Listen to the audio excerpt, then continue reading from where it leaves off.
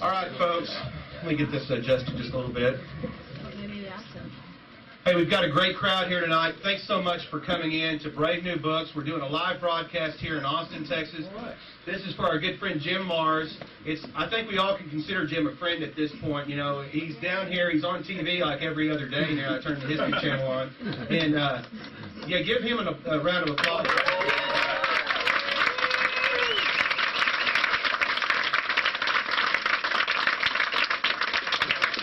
You know, we're blessed here in Texas to have people like Jim here, native Texans, and we're cursed at the same time because, you know, there's a yin and yang going on. For all the good we have, there's a lot of evil emanating from here. And before we get going on this alien agenda, we're going to talk about something real quick. Monday at the state capitol, if you guys can be there, I need you to get there. We've got a Senate bill coming up, and it's on the animal chipping, on the NAIS, and the premise ID. You know, I'm not going to bore you with a bunch of elite quotes and Kissinger quotes, but you know, they know that if they can control the food and the water, they can control you. Obama's got his little million-man army in place, this little green revolution army that's going to monitor food now. And there's also bills to keep you from growing food. So be very aware, you know, we can't do much fighting against what's coming unless we can have a little bit of food in our belly. So the website to go to, sorry about this boring part, but it's really important, farmandranchfreedom.org. That's Judith McGarry's website. It's farmandranchfreedom.org. And Monday, the 23rd of March at 3 p.m., and it's in the extension. It's kind of the catacombs of the Capitol where they do the, you know, administrative business, not the legal business of government. But, yeah, it's room E1.012. E1.012. Guys, get there, sign up, and if you can't do that, go to the website. There's some forms to send emails and letters to your senators. We've got to protect our food integrity at this point. Not everybody's going to want to eat fresh food. They're going to have food of convenience, and that's okay for most, but we need to arm ourselves. What time is it? 3 o'clock Monday. Very, very important. Be there. Please be there. Very important. All right. My name is Kevin Smith, and I've been involved in the truth movement and the patriot movement, or whatever, alternate media movement, whatever you want to call it. And I did a lot to make 9/11 more acceptable to mainstream. And I looked for a lot of avenues to get that message out there where we wouldn't just be preaching to the choir all the time, and make it and figure out ways that, you know, someone's ox was being gored. Maybe not the way mine was, but a way to reach out to them and make them understand that, hey, there's some things about 9/11. It's an inside job. You need to research it. And the one thing I used to run away from with, like, my hair on fire was anybody that was talking about UFOs. Anybody that, and not because my father was an aerospace engineer. I was taught to fly by a 2-star general. These are things that we all knew, but if you didn't want to risk your career, you kept quiet about it. And I just looked at it from a point of view that whenever I've been challenged about 9/11, it's the Bigfoot, the grassy knoll, Chupacabra, you know the routine, it's the template they use to tear you down. So I always tried to separate it. But there's a problem, though, because once you start to understand in any of these topics that you've been lied to, and the history that you've been fed was incorrect, or at best a spin of the real truth, then you start to see a lot of commonalities. And when you understand about the JFK assassination, it makes it that much easier to understand about the Nazis running this country now. And so these things start to become intertwined. But we run into a problem, especially in 9/11 Truth, is that once we came up with a sexy new theory on something, we tend to cast everything that we knew that was proven away.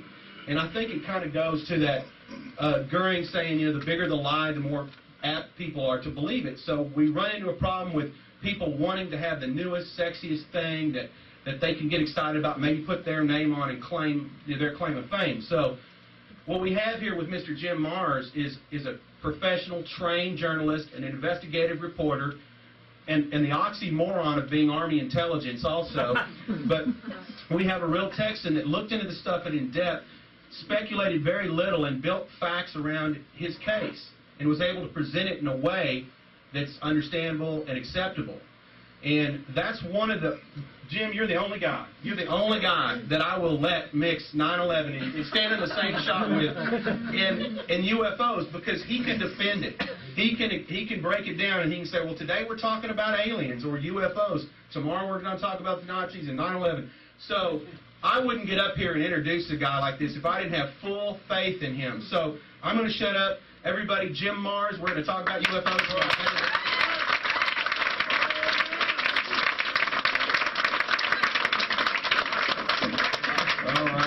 Thank you so much, Kevin. Yeah, that kind of stole some of my thunder, though. But he's absolutely right.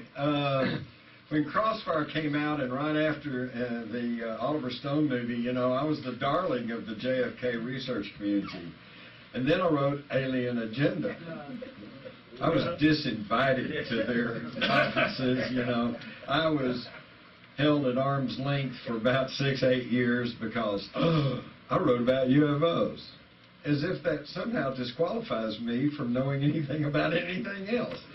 But that time has passed. Just this past November, I was invited back to the JFK Lancer thing in Dallas, and they actually gave me an award for being one of the early, long-time, and most steadfast seekers of truth in the JFK assassination. So maybe I've been slightly rehabilitated. All right, now I see a lot of familiar faces, so a lot of you have been down here before to New Brave Books, and you've heard me talk about 9/11, and you've heard me talk about the National Socialist takeover in this country, which now they got so blatant in their excesses that in November, thanks to the corporate mass media, we have now shifted from National Socialism to Marxist socialism. And if you think that this is some kind of fringe conspiracy theory, just consider the cover of Newsweek a couple of weeks ago. Now we are all socialist. Yeah, we are. But when did we ever get the chance to vote for socialism? Is that really what we want, you know? And is that, who's behind all that? And before, let me add to one more thing, because I know some of you people are already cringing because you're probably great Obama fans.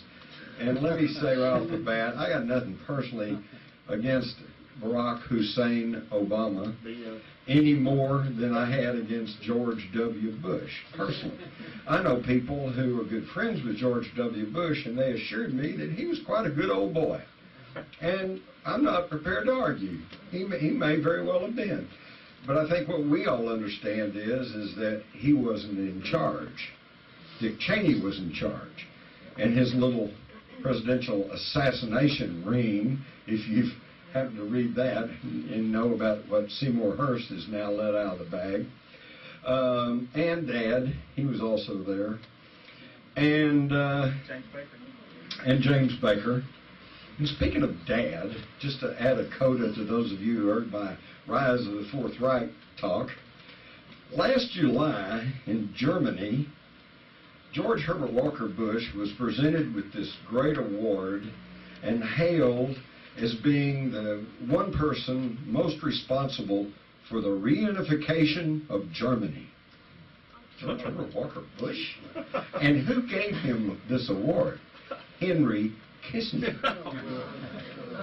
It gets better. And where did this award ceremony take place? On the shores of the Wannsee. Does anybody remember the Wannsee Conference of 1942? This is where the Nazis all met and decided on the final solution. Now, do you think this was just some kind of sheer coincidence, or are they thumbing their nose at us? And speaking of Dr. Kissinger, for any of you who are still hoping that Barack Obama may bring us some change, let me quote from the remarks of his new National Security Advisor, General James L. Jones, who last month at the Munich Security Conference got up and thanked them for honoring Dr. Kissinger, who, by the way, cannot travel to certain countries because there are warrants out for his arrest for war crimes, okay? And James L. Jones, Obama's National Security Advisor, says, thank you, congratulations for honoring Dr. Kissinger, says, as the latest National Security Advisor for the United States, I take my daily orders from Dr. Kissinger, coming through Brent Snowcroft and Sandy Berger. We have a chain of command in the National Security Council, and it still exists today. Excuse me, where's the change? I didn't vote for Henry Kissinger.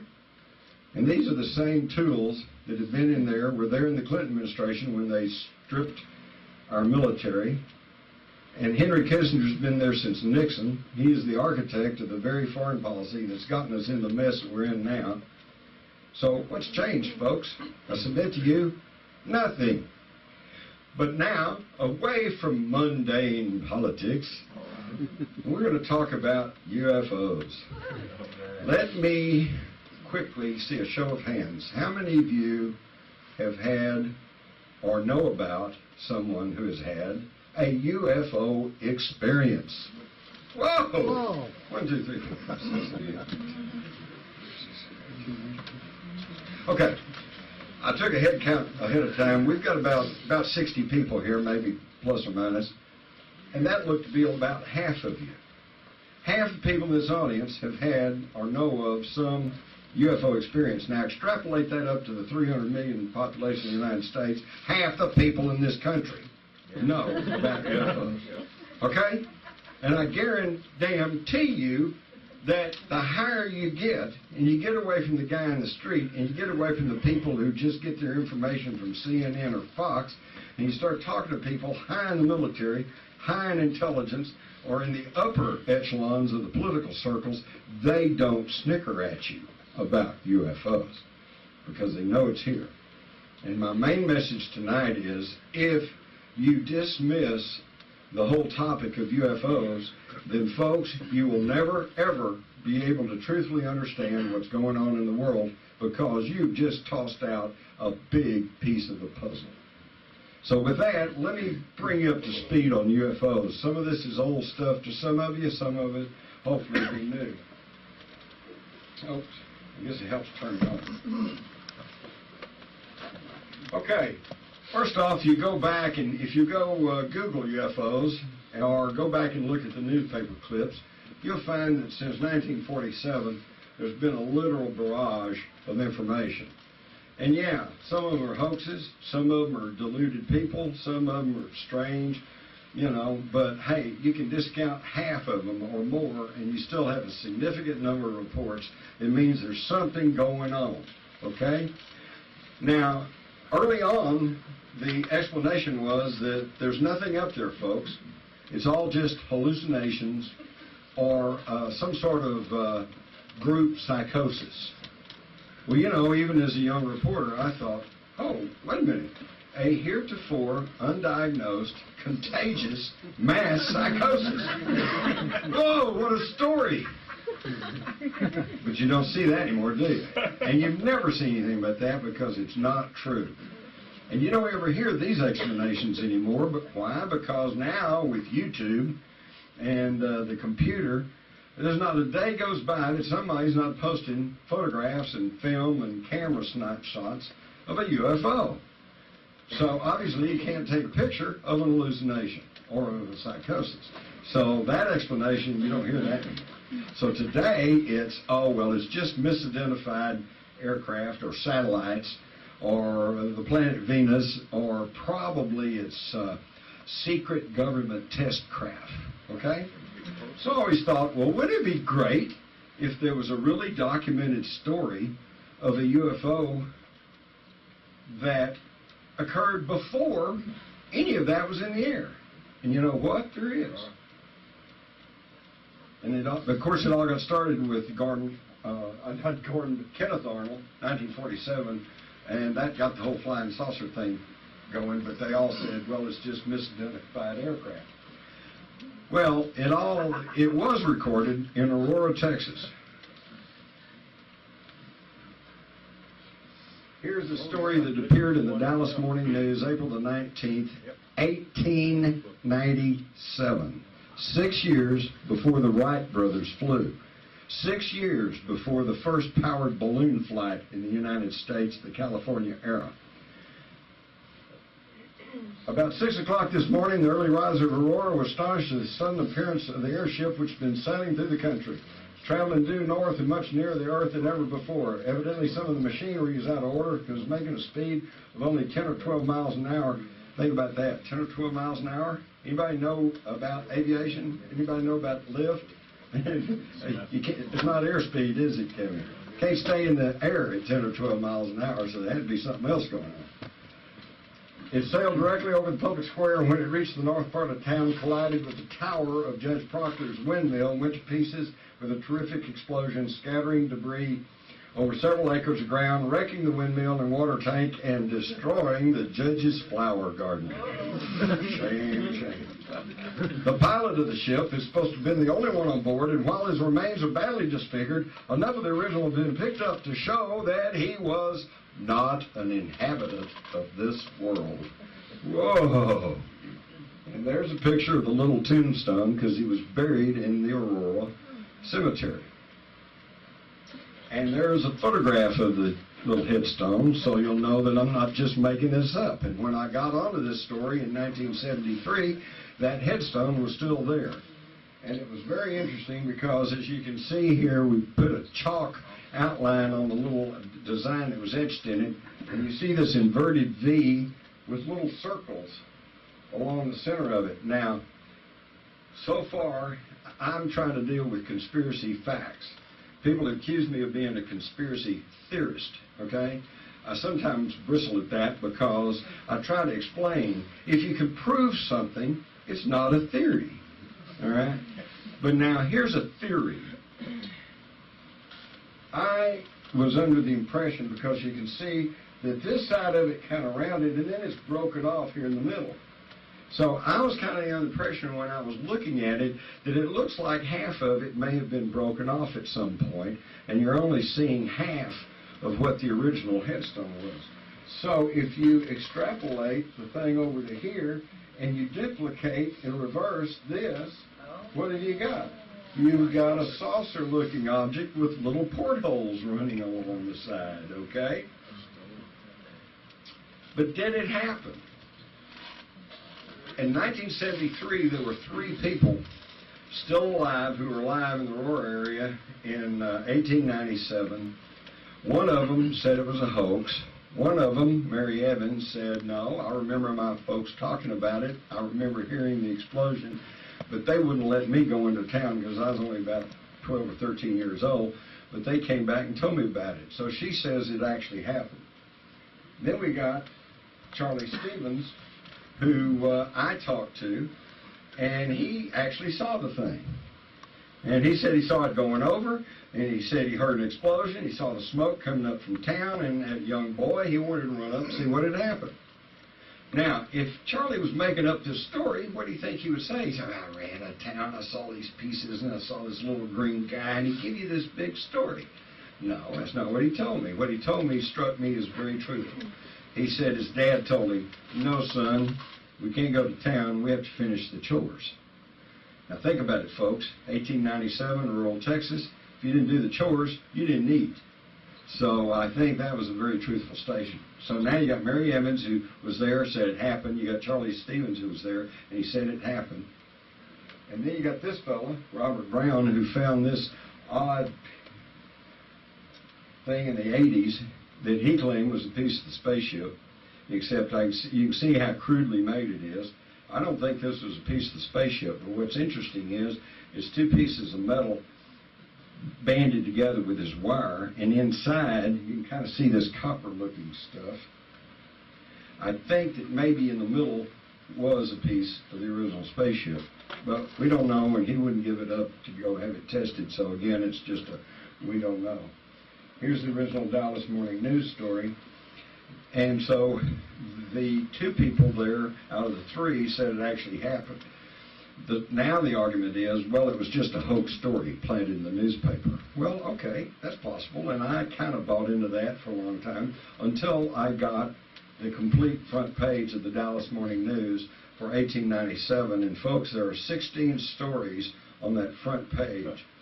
Every single one of them is talking about the silver cigar-shaped object flying through the skies of North Texas in 1897, and 2 or 3 of them even carrying accounts of carrying on a conversation with the crews. One of them, they were told, we come from a secret laboratory in New York, and we were testing this thing out, and it proved so successful, we just started sailing through the countryside. The next thing you knew, we were in Kansas. So we thought we'd come on down to Texas. Another story, they were told, we come from a hidden community at the North Pole, and we have these flying machines. And then in another account at that same period, a track inspector from Fort Worth encountered this silver cigar-shaped object, said there was a crew of uniformed people around it, and he was told, don't say anything about seeing us. We're on a secret mission. We're on our way to bomb Havana. Now, this is especially intriguing to me because this was in the spring of 1897. We didn't get into a war with Spain and Cuba until the spring of 1898, a year later. How did these people know that we were going to be in a war involving Cuba? Teddy Roosevelt and the Rough Riders, remember your school? Okay, how did they know? Were they able to look in the time? Did they come from another time? I don't know, but something's very strange there. Okay? Right. Yeah, and all of this occurred before the Wright brothers flew. In 1955, Dorothy Kilgallen told us the reality of it in this story that is absolutely legitimate because I copied it out of the files of the Fort Worth Star-Telegram. And she said that they come from other planets, and source of my information is a British official of cabinet rank. So they knew way back there that it was all real. Now, what the heck is going on? I missed all my... Anyway, thing kind of out of sequence. Before I get to the moon, let me wrap up on Aurora. So the only arguments they've had against Aurora is that, number one of the people from that time period, Robbie Hansen, said, oh, it was just a hoax. Now, unfortunately, her close friend was Etta Pegues, that was the Star-Telegram correspondent in that area. And so through the years, when anybody would contact Star-Telegram and say, hey, what about the Aurora spaceship, they would send them to Etta Pegues, and Etta Pegues would tell them it was all just a hoax. And you'll find lots of columns written in the Dallas News and stuff recently in the 70s and the 80s, in the 90s, and they said, oh, it was all just a hoax. And that's all basically because the stringer up there, the correspondent, Etta Pegues, told everybody it was a hoax. And she said this because Etta Pegues, her friend, told her it was a hoax. Well, I went and talked to Robbie Hansen, and her story was that she lived way outside of Aurora and never knew anything happened. Until one day somebody rode by on horseback and told her father about this crash and the little man they buried in the cemetery, and her father laughed and laughed and said, well, that old Judge Proctor, what a joker. So that's her basis for believing it was a hoax. Although by her own story, she had no direct knowledge of it. So you got two people with direct knowledge, two people with indirect knowledge. One said it was a hoax. One said my parents were there. And you had Charlie Stevens who said it actually happened. Okay, and then of course their argument is that Judge Proctor didn't have a windmill, and that it was all a hoax story, and therefore there's no grave in the cemetery. Well, all this got laid to rest last summer. Have any of y'all seen the History Channel special? Bunch of you? Yeah. Good. Basically, this was aired back, I think, about Christmas time, and then they ran it again just about a week or so ago. They came with a scientific crew to Aurora, and they used ground-penetrating radar, and they found that there is a small grave at the site. Oops, took care of that argument. Then they went and managed to get the owner of the property to let them move the little well house, whereupon they found the footing for the windmill tower, or for the windlass. So that takes care of that argument. In fact, what I understood years ago was that it's true Judge Proctor did not have a windmill. He had a windlass, which is a wooden derrick that normally you could put a windmill on top of the blades, but he didn't have the windmill, but it was a derrick he used for the sump to operate the pump on his well. Okay, so now they proved he did have this tower. It just got misidentified as a windmill instead of a windlass. Okay, but here's the clincher. Back in the 70s, we picked up odd pieces of metal there at the crash site, and a lot of it was very readily identifiable, old pieces of nail, chain, whatever, but then we also found some odd pieces that looked to be like molten aluminum, and we sent it off for study in North Texas. And I usually have, I don't know why these slides are all out of whack. We may get to this. And the physics department said some of these pieces were a little unusual, and one was particularly unusual because it was 90% iron, but it had no magnetic properties. But that was about all we had the time and money to do, so we left it at that. Well, what they did last summer is they also found globs, little tiny globs of what appeared to be molten aluminum, buried 6 inches into the ground and into the trees surrounding and into rocks, indicating a tremendous explosion. Okay, and then when they tested the metal, it did prove to be aluminum, but the metallic composition was not the same composition as modern aluminum or any of the aluminum that we know about. If you go back, even in the story in the Dallas News, it said the metal appeared to be some sort of metal kind of like aluminum or silver. Well, so they knew about aluminum in 1897, but it had only been 2 years earlier in 1895 that they'd been able to synthetically make aluminum. Prior to that, a little bit of aluminum cost about the same amount as gold or silver. So although they knew about aluminum, it was not in widespread use in 1897, certainly not in rural Texas. So, as far as I'm concerned, it happened. We had a spaceship crash, and by the way, it's on the Texas State Historical Marker at the Aurora Cemetery. So now let's look at another UFO, unidentified flying object. This one, you've all seen it. It's called the moon. But the moon's a very strange place. We've got the Maria, which they call the seas, which appear to be molten rocks that was thrown up onto the surface and then cooled into what they call the Maria. And that's why when they went to the moon, they were expecting to find volcanic activity, and yet when they get to the moon, we find there is no volcanic activity. It's a dead world. So where did this molten rock come from? We don't know. But at the center of these circular seas, or Maria, are what they call mascons. The mascons are very heavy, dense objects of something that are somehow always at the center of these Maria. Are they some kind of ancient machine that spewed up molten rock on the surface of the moon? We don't know. We don't know what the mascons are. We don't know what the Maria is. The moon is very mysterious. Now here is some figures drawn by early man, similar to the Nazca plains, which you all are probably similar with. And on the moon, we find similar type designs. Okay? Now, where does that come from? Is it natural? We don't know. But we're not being told either. Always remember, NASA is short for never a straight answer. We also have what's known as the shard photograph from the lunar orbiter 111. And this thing juts up off the surface of the moon about a mile.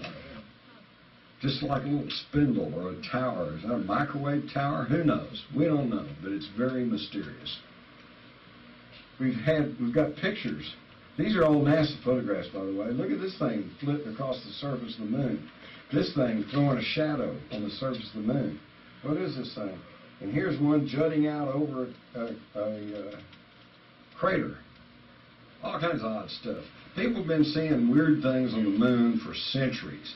All the way back into when they first developed telescopes, they were seeing lights moving around on the moon. They were seeing what appeared to be clouds of dust or some sort of particles moving around on the moon. You didn't get taught this in school, though, did you? And we can see in this crater some kind of weird object. Again, we see this long cigar-looking type object sitting in a crater on the moon. What is this? We don't know. Yes, I love this one. You see the tracks running along here to this little circular type object, and it's rolled along, leaving tracks on the moon. Now, my first thought was, oh well, it was up here on the top of this crater, and it rolled off and rolled down the side of the crater, which is possibly so. Now, unfortunately, this came out of a book And the reproduction is not very good, but I've seen a clear photograph, and the tracks go down into the crater, so it rolled up the side of the crater and then down the side of the crater. Something's moving around on the moon. What is it? Don't ask me. I'm just giving you the information. More tracks on the moon. And here's an odd little X in the middle of a crater. We don't know what this is, but it's all very odd. The day before the Apollo 11 landed on the moon, the astronauts reported sighting some mysterious lunar lights in an area where scientists believe there are volcanoes. This is back when they were still saying there was volcanic activity on the moon, so it was okay to release this story.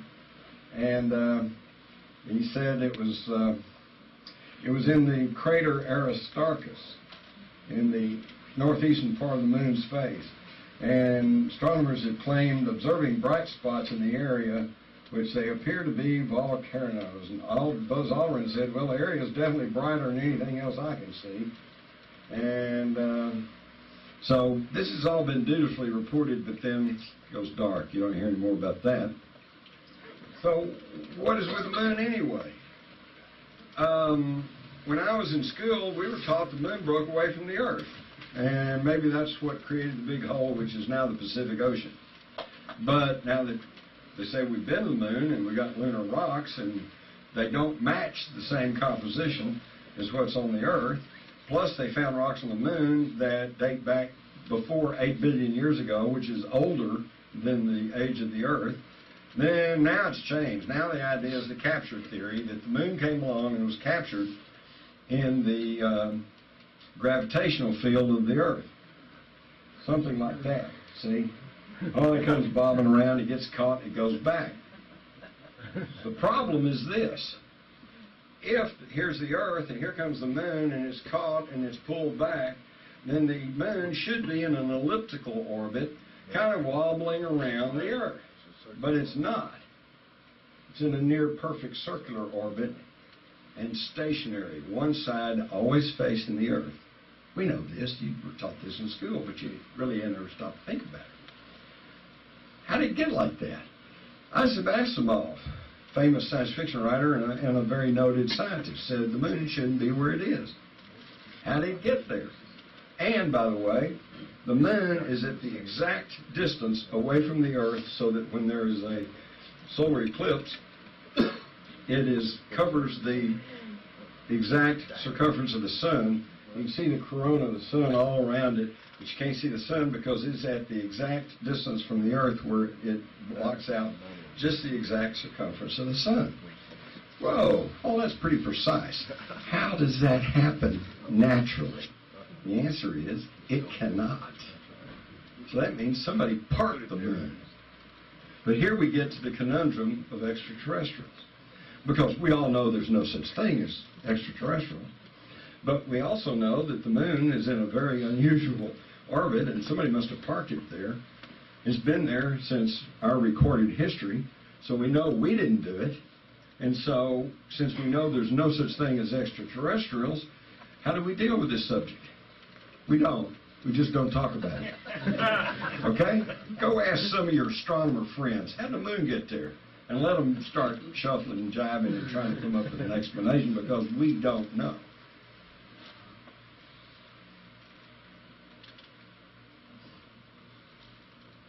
So apparently somebody came in and parked the moon exactly where it is, and the moon's orbit is nearly perfect circular to the Earth with only a slight wobble, which just coincidentally matches the slight wobble of the orbit of the Earth. And it's also at the equator. There also appears to be pyramids on the moon. You can see what appears to be pyramids in this crater up here, and in other areas too. Interestingly enough, the pyramids that are sighted on the moon are in the same configuration as the three major pyramids on the Giza Plateau. And if that's not odd enough, we look at Teotihuacan outside Mexico City, and if you'll simply shift that thing around, they're in the same configuration as the pyramids on the Giza Plateau. Now, how does that get to be? Something's going on here, folks. And now, of course, we see the pyramids on Mars. Okay? And the famous face on Mars. Now, just for you all tonight, I've got a special treat for you. I'm going to show you a close-up of the face on Mars.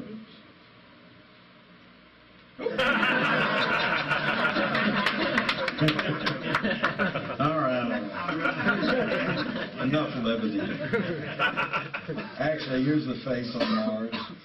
And then, of course, when NASA, it finally was, it got to be a big deal, they finally showed us this picture. Oh, yeah, well, we can really see that one. And by the way, there's been much more further work done on this. This is kind of an old slideshow. And now they've actually done computer work on it, and there's something on the face of Mars. And again, we didn't put it there, but we know there's no extraterrestrials, so let's just don't talk about that. By the way, here's another face on Mars. I think everybody can kind of see this one. And I don't know, this is in my file. It is possible that those are just natural formations, that you make a face out of it, kind of like you do making the face of Jesus out of a cloud or something, But it's still pretty amazing. And of course, we got the rover Sojourner that went up there and crawled around for a few feet. And they said, see, no life on Mars. Well, excuse me, think about this. What if we lived on Mars and we sent a little rover and it landed in Antarctica and it roamed around for about 20 or 30 feet? Hey, no life on the Earth. By the way, it's all changing. It's all changing. We now know there's water on the moon. We now know there's winds on the moon. We know there's water on Mars. They just were finally announcing that last week. Okay, so everything you think you know about Moon and Mars, you don't know, because they haven't told you, and it's changing constantly.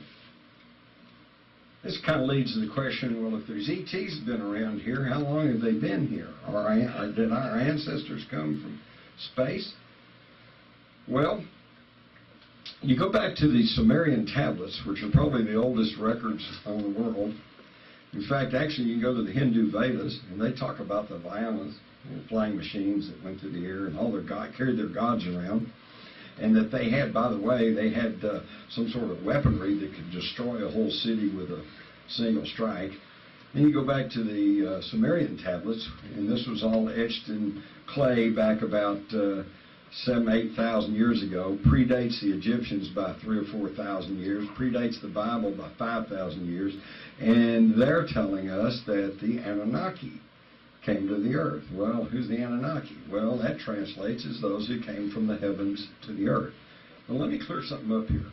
I'm not sure if I get into this. Let me see if I get into it. There is a common theme all over the earth in all the ancient legends and stories, and the common theme is flight. The Chinese had the flying dragons. The Egyptians had the flying boats. The Sumerians had their flying disc. We all know the story of Ezekiel in the Bible and the fiery wheel. If that wasn't a UFO experience, I don't know what was. And we have artifacts, anomalies, as the scientists would call them, because it doesn't conveniently fit into the little homogenized history that we've all been told. We've got these little dudes that have been found down in Colombia and dated back several thousand years. It looks like a little jet plane to me. And by the way, I don't think I have a graphic of this, but some of you have probably seen this picture. Yep. My wife and I just got back from a trip to Egypt, and in Seti's temple, up on the ceiling, you see these reliefs, and I swear to God, one of them looks like an Apache helicopter. And right next to it is a little fat jet with wings and a tail, exactly like you're seeing here. It's like, what in the world were these people drawing, And is this some kind of just incredible coincidence, or was there high technology in the ancient past? This is the Antikythera mechanism, which was discovered back about 1911 or so. It was sunk in an ancient Greek ship. They dated it back to a couple thousand years ago. And at first they didn't know what it was, but then as the years rolled on and we got kind of computer savvy, they realized it was a computer. It's got little gears within gears within gears, and it was really quite advanced. And this of course, was made centuries before even the invention of the printing press. So we got all this stuff. The ancient Sumerians, by the way, in this relief, show us the planets of the solar system and their relative size. How did they know all that? Pluto was only discovered in 1930 and Neptune in 1846. How did these ancient Sumerians know the makeup, composition, and relative sizes of our solar system unless they had ancient information? Other artifacts around the world are this hammer, or this axe that was found buried in a stone, and the stone tracks back to several thousand years. You got human handprints. You all know about the human footprints down at Biloxi, or near Glenrose, that's in the same strata with dinosaurs. Where'd that come from? You've got the round balls of Guatemala, these perfectly round balls. Try to make something round. Get you some clay and try to make by hand a perfectly round ball.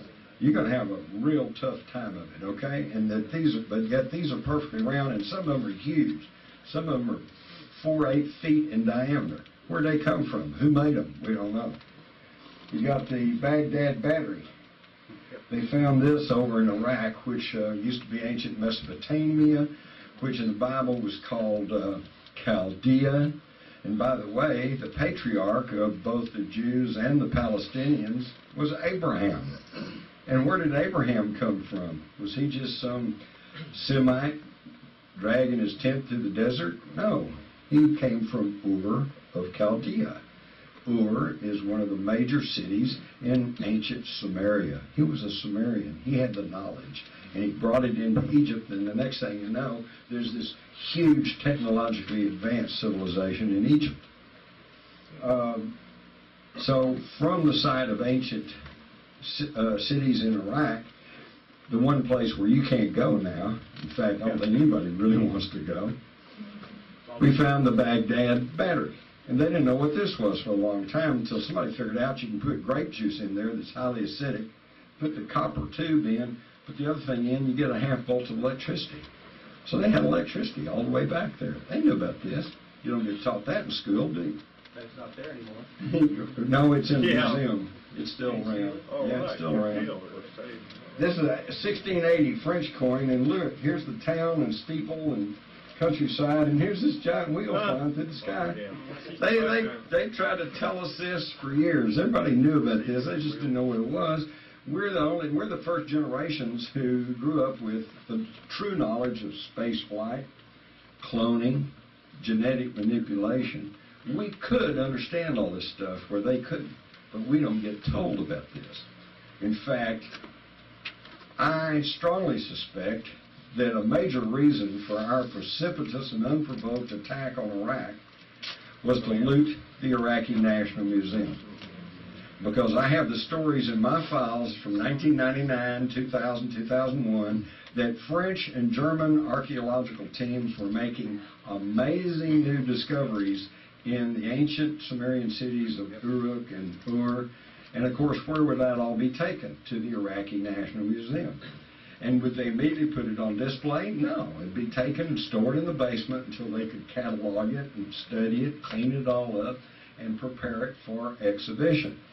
We do know that Saddam Hussein believed himself the reincarnated Nebuchadnezzar, and that he was rebuilding Babylon. So he obviously had a great interest in all this. I find it also interesting that the two nations who most opposed our invasion of Iraq were France and Germany, who had the archaeological teams in there. And when we launched our invasion, contrary to standard military tactics, which is to go and seize your objective, hold your objective, consolidate the countryside and your winnings, and then move on to the next objective, we simply made a beeline for Baghdad. And this is why we failed to pacify the countryside, and we're still having problems. And what happened in Baghdad? The looting of the Iraqi National Museum, even though the Pentagon, at the request of world museum directors, had pledged that we would safeguard the Iraqi National Museum because it was, after all, in the very center of the creation of the human race. Between the Tigris-Euphrates River, this is where people estimate the Garden of Eden was. This is where it all started. Western civilization started between the Tigris and Euphrates rivers. And they pledged they would safeguard it. And yet, when the mobs, probably hired stooges, began to break into the museum, the U.S. military was called, a tank with some soldiers showed up, and then were ordered to withdraw. And the crowds had their way. Well, the crowds were probably a smokescreen, and there was a very systematic looting of the Iraqi National Museum. And according to Colonel Matthew Bogdanos, who investigated the museum break-in for General Tommy Franks, in an article in Archaeological Magazine, he said the basement was an inside job. They had keys to the vaults. They bypassed expensive-looking fakes. Guards were suspiciously missing that day. And then said of all the stuff that the hired mob took out of the upper floors of the museum, a greater part of that has now been returned. I mean, that makes sense. You know, Abdul got something, went out, and what's he going to do with it? He's going to take it to the local flea market, try to get some money for it, and it will find its way back to the museum. So they've recovered most of this. But Bogdanos said the basement, said they haven't recovered hardly anything they took out of the basement. And what would have been in the basement? Stargate. The newly found stuff. A Stargate, okay? You know, who knows what? But they've got to have that ancient technology. And where did it come from? It didn't come from us. Oh, here is the skull of an auroch, an extinct ox, that has, for what all practical purposes, appears to be a bullet hole in it. And this ox has been dated back several thousand years, long before there were any firearms. So who knows? Are we talking about aliens? Are we talking about extraterrestrial beings? Are we talking about interdimensional beings? Or are we talking about time travelers? I don't know. All I'm trying to tell you is there's a reality here that we're not being told about. Now, between 1897 and the Aurora spaceship crash, which, by the way, while I was doing a documentary on that, a fellow showed up with his young son, and we were filming at the Wise County Courthouse. And he said, "Hey, what are you guys doing?" And I said, "Well, we're making a documentary about the spaceship crash in Aurora back in 1897. He says, "Oh, I know all about that. My grandfather was there." So I immediately had him sign a release and set him down and interview with him. And one of the interesting things that came out of this interview, because his grandfather had similar to what I'd already heard. There was an explosion, people heard it, they ran into town, there was all this metal lying around, they all picked it up, and et cetera, et cetera. But his grandfather added one little added note. He said that within hours, representatives of every law enforcement agency in Texas were showing up. I said, "Well, what did he say they did?" He said, "Well, about half of them went around saying, 'Okay, folks, go back to your home, you know, it's all over here, nothing to see.' And the other half were loading up the metal and putting it in wagons and hauling it off." In other words, perhaps the earliest crash retrieval. But between 1897 and the crash retrieval at Roswell in 1947, we had the Los Angeles air raid, which I'm sure most of you have never heard about. February the 25th, 1942. Now, this is only 2 months or so after Pearl Harbor. And the West Coast was jittery, with good reason. The Hawaiian Islands had been attacked, the Sixth Fleet had been sunk, and there were reports and rumors flying that the Japanese were about to invade the West Coast at any minute. And that wasn't all just hearsay. About a month before this, in January 1942, a Japanese submarine had surfaced off the coast of California and shelled an oil refinery. So their war jitters were not entirely unjustified. On the night of February the 25th, they used one of our new secret weapons, radar. And they had just installed it there in Los Angeles. And the new radar picked up a flight of objects coming at very high speed eastward across the Pacific on a trajectory towards Los Angeles. So at about 11 o'clock at night, the air raid sirens went off. And from 11 till like 2 in the morning, there was a constant booming as the anti-aircraft guns expended thousands of rounds of ammunition. Searchlights were playing in the sky. People died. There were at least 6 casualties, several from heart attacks, some from car crashes, some from being hit by ordnance falling back to earth. A lot of damage to homes with, you fire 1,000 rounds of anti-aircraft fire into the air, and there's pieces of junk's going to fall back down and cause some damage. Those of you who want to celebrate firing a gun in the air, remember that. Okay. The Army said this was a real alarm. But the next day, higher authorities, Harold Stimson, the Secretary of War, said, no, nothing happened, just war jitters. So it quickly dropped from the media, it dropped from everybody's memory because World War II was on. Jimmy Doolittle's raid took place shortly after this. Then, we lost the Philippines, and then, et cetera, et cetera. History moved on. Everybody forgot about the Los Angeles air raid. But we still have the photographs that were made there, including this one. And some enterprising person with a computer got the photograph and simply reversed it. And, now we see that they weren't just war jitters. There really was something. These little bright spots, by the way, are just explosions from the anti-aircraft gun. Let me go back. See? Yeah. That's the anti-aircraft explosions. You can almost see the object right here. But when you reverse the photograph, it's very clear. You got a saucer-shaped object. Now, furthermore, we now have these documents, which was a memo from FDR to George Marshall regarding the recovery of unconventional aircraft.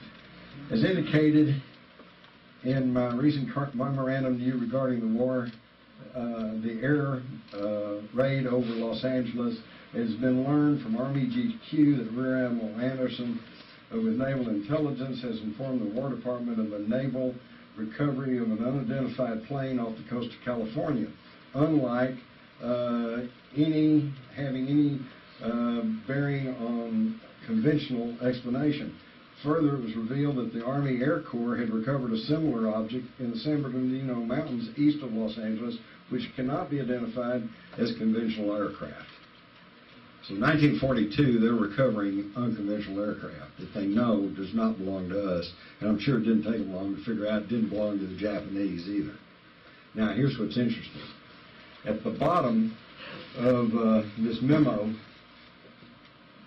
we see that George Marshall says, that the Chief of Staff, I have further ordered a thorough investigation of all War Department files regarding unconventional aerial phenomena reported since 1897, the very year of the Aurora spaceship crash. See how it all fits together? It's all real, folks. It's very real. Of course, you know about the Foo Fighters during World War II, and the Germans. We said, well, here's a clip from the New York Times. Said it's the Nazis' newest war device. And after the war, we found out the Nazis thought they were some kind of secret weapon of ours. Okay? So it didn't belong to any of us. The Japanese reported them, too, by the way. And there were reports of these fireballs in the Pacific. Now, some of these may have indeed been a Nazi secret weapon called the Feuerball, or the fireball, which was a little device that they would put up in the bomber formations in the hopes of disrupting their electrical systems, okay? The problem was, back then, we were using these heavily insulated wires and vacuum tubes, and they didn't really have that much effect. Today, they might really have an effect on a computer or something that's not protected. Saucers of the Reich. We know, and it's historic fact, that they had flying saucers on the drawing board. We've already covered some of this in the rise of the Fourth Reich, so I'll skip on through it. We also talked about Action Adlerflug, or the Operation Eagle Flight, and how that the Nazis survived the war. Morton Bormann, who was deputy to Hitler, Hermann Schmitz, the head of IG Farben Combine, and by the way, also a man who owned as much stock in Standard Oil as John D. Rockefeller, and Dr. Hermann Joseph Abs, head of the German Central Bank, the Deutsche Bank, which is still one of the largest banks in the world and a very prominent player today. they created more than 750 corporations in addition to about 700 corporations that they had already had set up in Switzerland. And by these German companies and involving these American companies. And it was all handled through the Bank of International Settlements. There's a Deutsche Bank, Chase Bank, Union Banking Corporation, and of course, if you'll remember my talk from Rise of the Fourth Reich, who was handling the money for the Nazis through Union Banking Corporation? Prescott Bush, okay, the grandfather of George W. and the father of George Herbert Walker Bush. The attorneys for the Nazi Schroeder Bank that was handling it for Baron von Schroeder, who was Allen Dulles and John Foster Dulles. Now, this is how the Nazis got a foothold in the United States after the war, because after the war, John J. McCloy, who had been head of National City Bank, which is now Citicorp, was one of the largest lenders of money to the Nazis. In fact, he sat in the same box with Hitler in the 1936 Olympics. And all of this just kept going. Business is just business. John... Wasn't he at that meeting the night before JFK was assassinated up in Dallas, John J. McCloy? That's possible. He had been in Texas along with Allen Dulles. I've seen a photograph of Allen Dulles with Lyndon Johnson taken within days of the Kennedy assassination. So they were all together. But this is another whole topic, okay? This goes back to the rise of the Fourth Reich. So let's keep moving along here. That brings us to what crashed at Roswell. That's the most famous of the crash recovery stories, but of course everybody, oh gosh, it was this, it was that, no, maybe it was this. Who knows? Well, let's just look at it objectively. First off, the government has changed its story 4 times. Right off the bat, the base commander, Colonel Butch Blanchard, authorized the release of a news release that said, "We have captured a flying saucer." Okay? Higher authorities, General Ramey over the 6th Air Force, I guess it was, out of Carswell, said, no, they got it all wrong. It was not a flying saucer, it was just a weather balloon. They just mistook a weather balloon for this flying saucer. Now let me point out a few things here. Number one, the 509th Bomb Group at Roswell Army Airfield in New Mexico was the only unit in the U.S. military at that time equipped with nuclear weapons. They were the group that dropped the atomic bombs on Hiroshima and Nagasaki. These were the first-string guys. These were the best military people we had. And Major Marcel, who was their intelligence officer, had been on Tinian and had been involved in the bombings of Hiroshima, Nagasaki. And to tell us that these guys couldn't tell a flying saucer from balloon wreckage is an affront to your sensibilities. They're insulting your intelligence. And if that doesn't prove something to you, then how many of you guys have been in the military?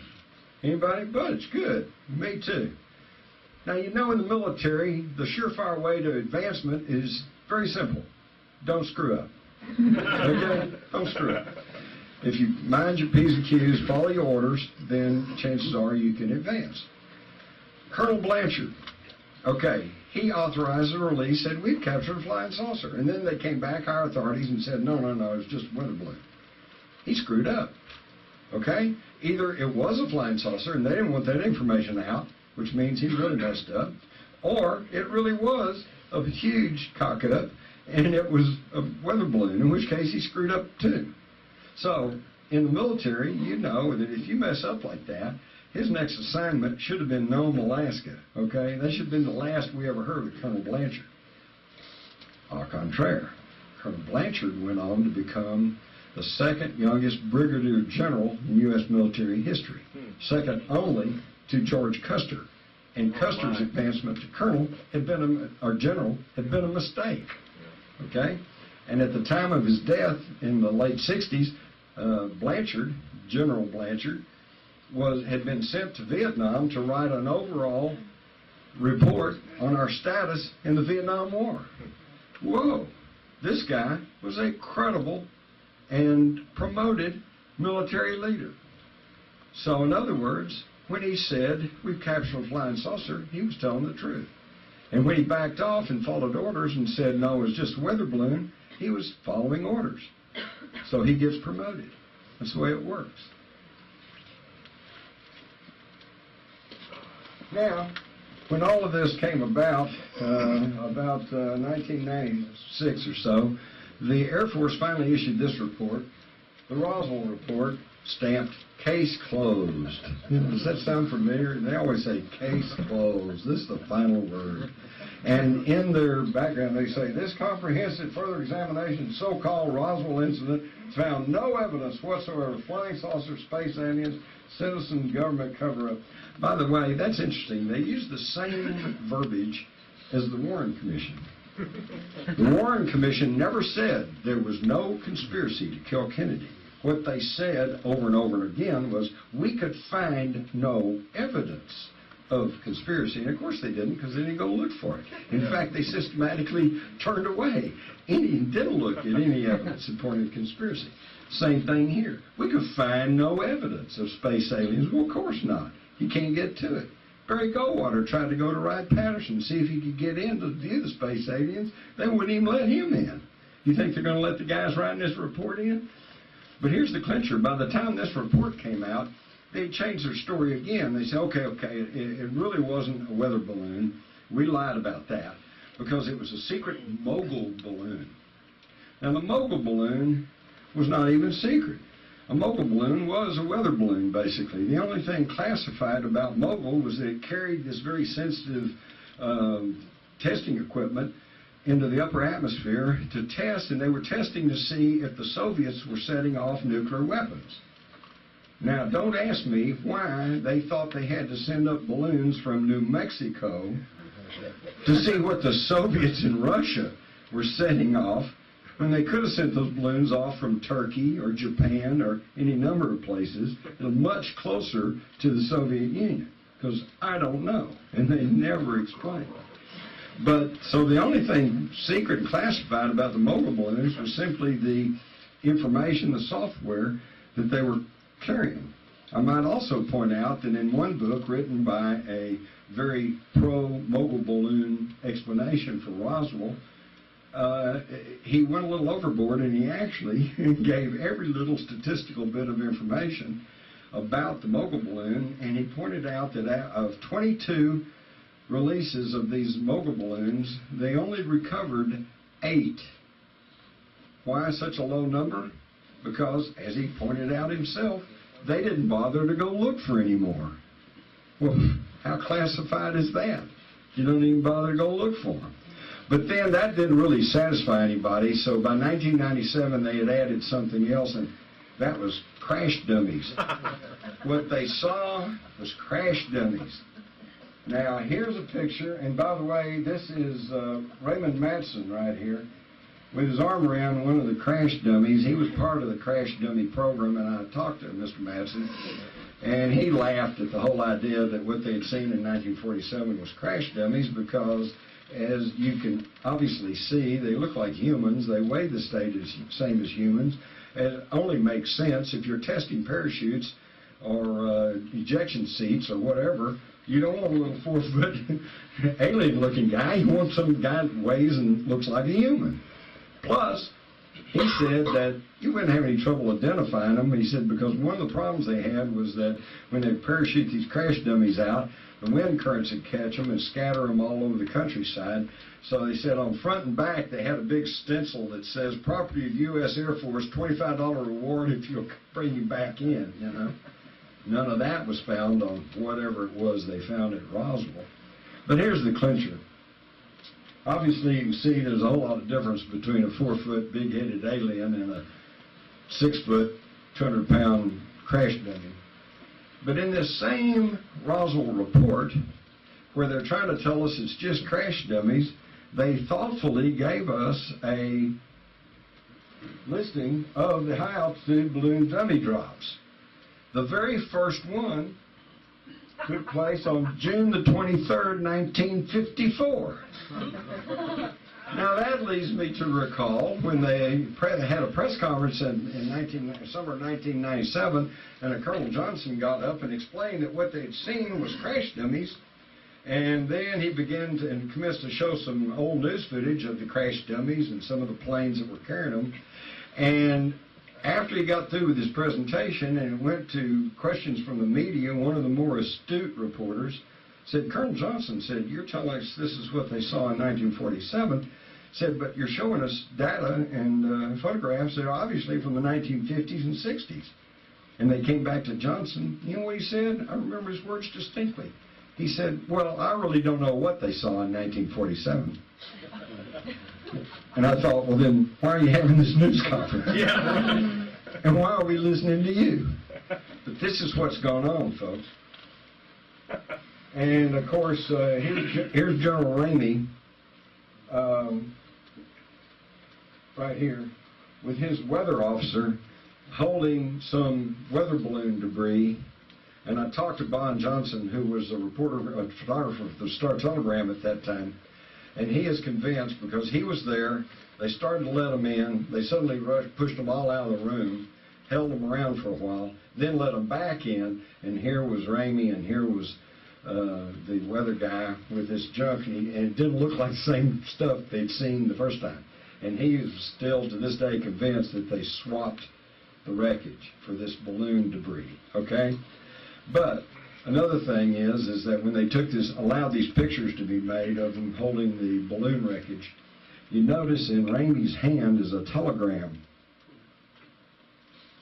Now, this is a picture that was published in a book, and it's, third, fourth generation and out of the book and pretty hazy, but they've gotten hold of the original print of this, and thanks to computer digitization, they were able to blow up this telegram to the point to where they can read some of the words on it. And it says bodies, crash site, retrieval, okay? Something very totally different than the story that it was just a crashed weather balloon. Of course, in 1947, General Ramey would have never, in his wildest dreams, thought that in the future that high school kids would have computers and could analyze this photograph enough to be able to read the message on the telegram. Amazing. So now, though, here's a partial list of people who have now spoken out and said, I was there, I saw the debris, I picked up the bodies, I carried the bodies to Roswell Army Air Force, I put them in boxes, I guarded the boxes, I loaded the boxes on aircraft, I flew the aircraft to Wright-Patterson Air Force Base, yada, yada, yada.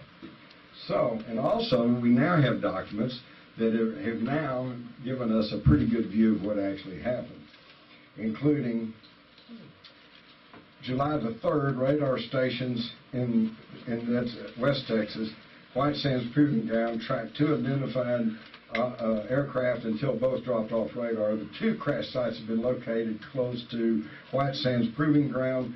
Site landing zone 1 was located at a ranch near Corona, approximately 75 miles northwest of the town of Roswell. Site landing zone 2 was located approximately 20 miles southeast of the town of Socorro at latitude 33, 40, 31, longitude blah, blah, blah. So in other words, there were 2 crash sites. Now this accounts for some of the confusion. People have argued, oh, it was at Corona, and others have argued, no, it was at Roswell. What apparently happened was this is all part of the same crash. The thing hit the ground, bam, and lost a lot of debris. This was the debris field.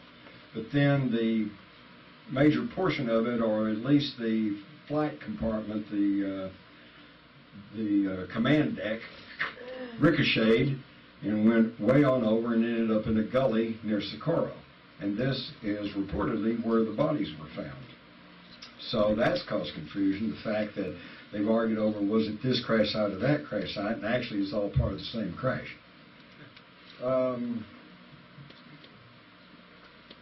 Interestingly enough, and this document is dated 1947, on arrival at Landing Zone 2, that would be the command module, personnel assessed the finds as not belonging in aircraft, rocket, weapons, or balloon tests that are normally conducted from surrounding bases. First reports indicated the first crash investigators from Roswell that Landing Zone 1 was the remains of an Army Air Force top-secret mogul balloon. So originally they thought it was a mogul balloon. But when scientists from Los Alamos Scientific Laboratory arrived to inspect Landing Zone 2, it became apparent to all concerned that what had crashed in the desert was something out of this world.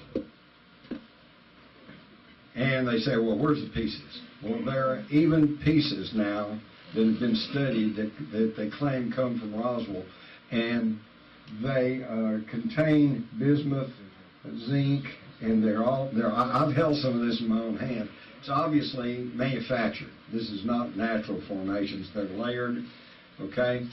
And that is not been able, they've not been able to trace this to any manufacturing process known on the earth. So don't let anybody tell you that there's no hard evidence. Admittedly, these are little bitty pieces because where's the ship? Where's the body? They took them all away. They hid them away. So, with Roswell, it comes down to an article of faith. Do you want to believe the U.S. Air Force report with little or no documentation that says nothing happened? A few various debunkers with no first-hand information, or the news media, which has no real knowledge of the issue? Or do you want to believe the initial press release, more than 400, it's now 600 witnesses on the public record, thousands of leaked government documents, radar contacts, unknown bits of metal, and the fact that they went around making death threats to U.S. citizens in the wake of this Roswell incident? I don't care how important the mogul balloon was, it would have never justified telling police officers and even a 15-year-old girl that if you talk about this, they're going to be finding your bones out in the desert. I'm sorry, but there's no excuse for that kind of secrecy, not in a democratic, free country, no matter how damaging the information may be. Let me tell you how to handle that. During World War II, the Japanese were testing what they call fuego balloons or fire balloons, and they would launch these balloons from way up north, and they would drift across the Pacific and mostly come into the Pacific Northwest. And they were timed so that at a certain time they would break loose and they'd drop fire bombs. And the idea was to set big forest fires up in the Northwest to just confuse us, confound us, tie up men and material. One of them landed all the way like into Kansas or somewhere. A female reporter found out about it, went out, was on the scene, and said, boy, have I got a good story. We found this Japanese fire balloon here in Kansas. The FBI went to her and said, lady, if you run this story, the Japanese will be able to know where this balloon landed. They'll be able to calculate how effective the balloon was and what the wind currents are and everything else, and you're going to be giving aid and comfort to our enemy in a time of war. And she said, okay. And she did not publish the story until after the war. Now, that's the way you handle a secret.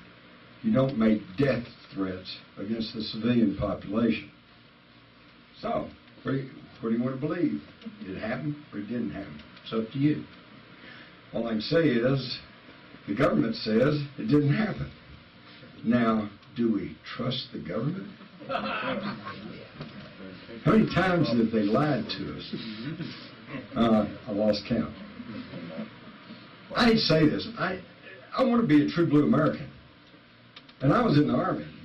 But I remember taking that oath. And I swore to protect not the President, not the Congress, not the state of Texas. I swore to protect the Constitution of the United States against all enemies, foreign or domestic. And these are domestic enemies. We know about Colonel Carso. He found whistleblowers. The whistleblowers are all over the place.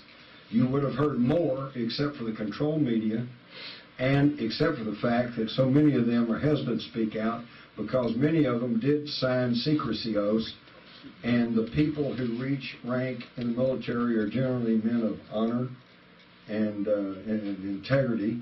And when they pledge that they'll not talk about something, then generally they don't. The onus does not lie with them. The onus lies with the people who made them promise to be secret about what is probably the most stupendous story in the history of the human race. And they're supposed to shut up about it. Even astronauts have said that we have gained material based on crashed alien vehicles. Where it all came down, and this was the start of the whole problem we have, was the National Security Act of 1947. Now, before 1947, there had been a little talk about changing the name from the War Department to the Defense Department. Well, that's a little public relations move. Nobody wants to think they're supporting the war, but everybody wants to support defense. That's just PR. Okay, and there had been talk about separating the Air Force from the Army. It used to be the Army Air Corps, you know. And there had been talk about coordinating the intelligence services through a central intelligence agency to prevent duplication of effort with the Naval Intelligence, Army Intelligence, Air Force Intelligence. But what really got the ball rolling was Roswell. Immediately after the crash at Roswell, which is early July 1947, immediately they began to quickly put together the National Security Act of 1947 to rush into law. And in September of 1947, Harry Truman, who was president, was trying to get home to visit his mother, who was dying, and they held him at National Airport for hours until they could rush out this National Security Act to get his signature on it so that, bam, they could make it into law. Why the rush? And what did it do? It separated the Air Force from the Army, created the Air Force branch, we know that. It renamed the War Department to the Defense Department.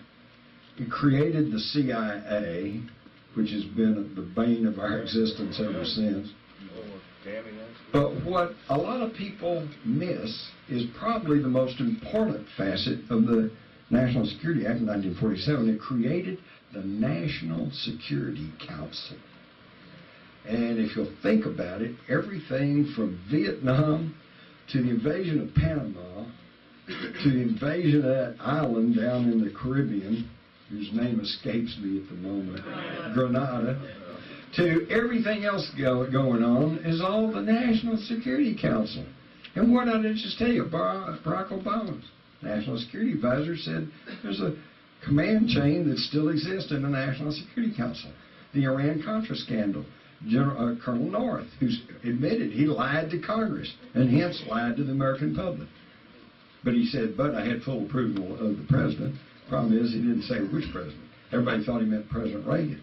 But it turns out that all the documents signed on the Iran-Contra scandal were all signed by Vice President Bush. So Bush has been giving us trouble all along. But it's all done under the National Security Council, because anything that smacks of national security obviously would come under the purview of the National Security Council. This, my friends, is when they bypassed the Constitution, the Congress, the news media, and the American public. This is when the shadow government came into being. This is exactly what happened. And of course, one of the items they had to keep secret was UFOs. And this is still being held within the Technology Committee, or whatever they want to call it, of the National Security Council. And who's in charge of that? I've already told you. Henry Kissinger, for God's sakes. Okay? And this is where the secret has been held all this time. A secret that you, all your neighbors, everyone on earth should know about. What's the secret? We are not alone. Okay? For better, for worse. Who knows? We could argue all night over whether are they good or they bad or whatever. We'll get some of that. They immediately created Majestic 12. Here are the original members. Okay? One of them, James Forrestal, our very first Secretary of Defense, apparently didn't go along with this program, because they said, well, he's got a mental problem. They put him in Bethesda Naval Hospital, and he either fell or was pushed out of a 17th-story window. But we now find out, and all these documents have leaked out, including this manual, Extraterrestrial Entities and Technology Recovery and Disposal, Standard Operating Manual 101. All right? Press blackout. Never let the press know what's going on. This all stems back to early 50s. 1952, when flying saucers came over Washington. And at that time, everybody in the city could see them. The news media rushed out to National Airport and were going to take pictures of the radar screens that were picking them up, and they got chased out. National security. And then later, we were told it was just temperature inversion. Swamp gas. Swamp gas. Now, one of the reasons for this secrecy was because they commissioned the Brookings Institution to do a study to try to figure out what happens if a less advanced culture comes into contact with a more technological advanced culture. So the Brookings Institution went back. All they had to work with was history.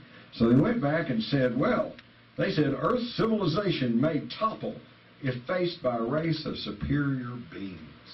Okay? In other words, man, stock market could crash. We might, and here's the clincher.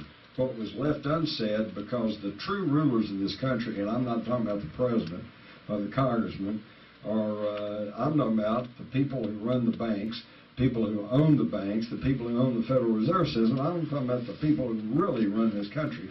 They owe their wealth and their power to their monopolies over energy, medicine, telecommunications, transportation. Okay? And drugs. They don't really, drugs, of course. Narcotics. They don't really care if you know that there's extraterrestrials out there. Obviously, I mean, Star Trek, Star Wars, The X-Files. By the way, a new movie out right now, Race to Witch Mountain. Go see it. Pretty good. It's really interesting. The DODs, the bad guys, the aliens are the good guys. And it shows, it kind of makes fun of the UFO crowd, and yet, if you think about it at the end of the program, it's, well, those guys were right. So we're in a reverse conditioning process now. But anyway, yeah, they don't care if you know about aliens. But if you know beyond any shadow of a doubt that extraterrestrials exist, then you know beyond any shadow of a doubt that there is alternative technology. And you're not going to sit still for $4 a gallon gasoline prices and for this crappy drugs that they're pushing off on everybody, and et cetera, et cetera. That's the reason for the secrecy. But they used the Brookings Institution report for a good number of years to say we can't release this to the public or they'll panic, And you know what? Actually, I'll try to give the devil his due. There is some reason for that. In 1947 or by 1950, this was only 10 years or so more since the famous War of the Worlds broadcast by Orson Welles, 1938. And number one, I don't think it's really proper to judge that against a calm and reasoned release of information. In other words, Orson Welles, some of you are probably very familiar with it, some of you are not. In 1938, Orson Welles took H.G. Wells' book, The War of the Worlds, and dramatized it on the Mercury Theater of the Air on radio, which was a national radio broadcast. And they did it like it was a live report, okay? And at the very beginning of the program, they said, hey, happy Halloween. Here's a program to scare you, and this is all just made up, and, have a happy Halloween. But then they started on the program, and you'd hear dance music, and they said, we interrupt this program to bring you a news flash from New Jersey. These cylinders have landed, and something seems to be coming out. A few minutes later, you go back to music, they say, we break in again, those cylinders, something's coming out of the cylinders, and then they're blowing up whole cities, and people are dying. Oh, my God, the humanity, Well, no wonder people panic. They turned in a little bit late. They didn't get the word that this wasn't real. And they didn't have other channels to go to like we do now. Those of you who are my age or so might recall at the time of the Kennedy assassination, you turn on every radio station, every TV station. What did you get? The Kennedy assassination. They preempted everything. 9/11 wasn't even that way. 9/11, all the news channels and all the broadcast channels were all talking about 9/11, but you could still turn to cable and satellite, you could watch a movie, and you could act like it wasn't happening. So, but back then in radio, that's all they had. So yes, there was a lot of people who panicked and stampeded. And this was not lost on these people. So between the Brookings Institution report and the recent memory, there might have been some reason at that point to at least play down the idea of extraterrestrial visitation. But the time has long passed. We've all grown up with Star Wars, Star Treks. You ask any young person today, what about ETs? And they go, yeah, so what? You know, they're used to it. But all the way back there in 1952, they instituted a policy of control and denial with an added factor of ridicule. You didn't see anything, and if you keep saying you did, then you probably need psychological counseling. And this has been extremely effective in keeping this whole topic off the table. This is why in 1997, when I published Alien Agenda, which was nothing but a report on what was available to the public about UFOs and extraterrestrials, I'm boycotted, I'm shunned. This is why Kevin didn't even want to be associated with anybody that talked about UFOs. Nobody in the media today wants to touch it. But thankfully, it is now changing. And again, let me reemphasize, if you dismiss the topic of UFOs and extraterrestrials, you'll never figure out what's really going on in the world because you're throwing out a very big and important piece of the puzzle. Did Kennedy know about all this? The tabloids reported that he was shot to keep from revealing to the people that the reality of UFOs. Now, when I first heard this back in the 70s, I snickered and I said, no way. But yet, there may be a modicum of truth to this. Because we found from the Counterintelligence Corps report of 1947, way back at the back, it states that it has become known to counterintelligence that some of the recovery operation was shared with Representative John F. Kennedy, Massachusetts Democrat, elected to Congress in 46, son of Joseph P. Kennedy, who was on the Commission of Organization of the Executive Branch of the government. Kennedy had limited duty as naval officer assigned to naval intelligence during the war, and is believed that the information was obtained from a source in Congress who was close to the Secretary of the Air Force. How many of you knew that John F. Kennedy had been with naval intelligence? Not very many. But he was. And I won't go into that whole story. That's inconvenient. You know that. But that's true. So this is a true remark, and this is true information. So that tells us that John F. Kennedy in 1947 was one of the few people who knew that Roswell was real. So that brings us to 1961, June, where he is ordering, he wrote a brief summary of your, at your earliest convenience, a review of MJ-12 intelligence operations. He wants to know about MJ-12. He wants to know about the most secret thing we had going, because MJ-12 was in charge of UFOs. Whose signature was that at the bottom? That's John F. Kennedy's. That's his signature. Now, Glenn Pace and Rufus Bond in 1963 were photographers working at what is now Area 51. I think they were calling it Groom Lake at the time. Now, they didn't have access to any alien technology or any UFO secrets, but they did share a lunchroom with some of the Nazi scientists who were still there working and who probably did have access to some of our most secret UFO information. And they tell the story that in the early fall of, or actually this was probably in the spring or early summer of 1963, because it had to be before the Marilyn Monroe memo, they said these German scientists and these other scientists that had been working at the very top secret levels at Area 51 were laughing and snickering because they said the president was going to come for a visit. And the idea was, we'll give him the usual dog and pony show and tell him there's nothing here and buy him a lunch and he'll go away. Then they said that after the presidential visit, in this lunchroom, everybody was scowling and cursing and saying, he's going to cut our budget. And obviously the visit was not a pleasant experience. So apparently what happened was, Kennedy shows up, they give him the usual runaround, nothing here, Mr. President, but based on that document from 1947, he knew better. So he says, you're lying to me, I'm going to cut your budgets, and I'm going to regain control over this whole thing. So now we find that on November the 12th, less than a month before he was killed in Dallas, he issues this directive to the Director of Central Intelligence, a review of all UFO intelligence files. He said, as I was discussed with you previously, I've initiated and have instructed James Webb, who at that time was head of NASA, to develop a program with the Soviet Union in joint space and lunar exploration.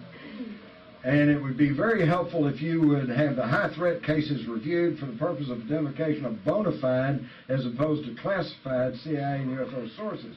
It's important that we make a clear distinction between the knowns and the unknowns in the event the Soviets try to mistake our extended cooperation as a cover for intelligence gathering of their defense and space programs.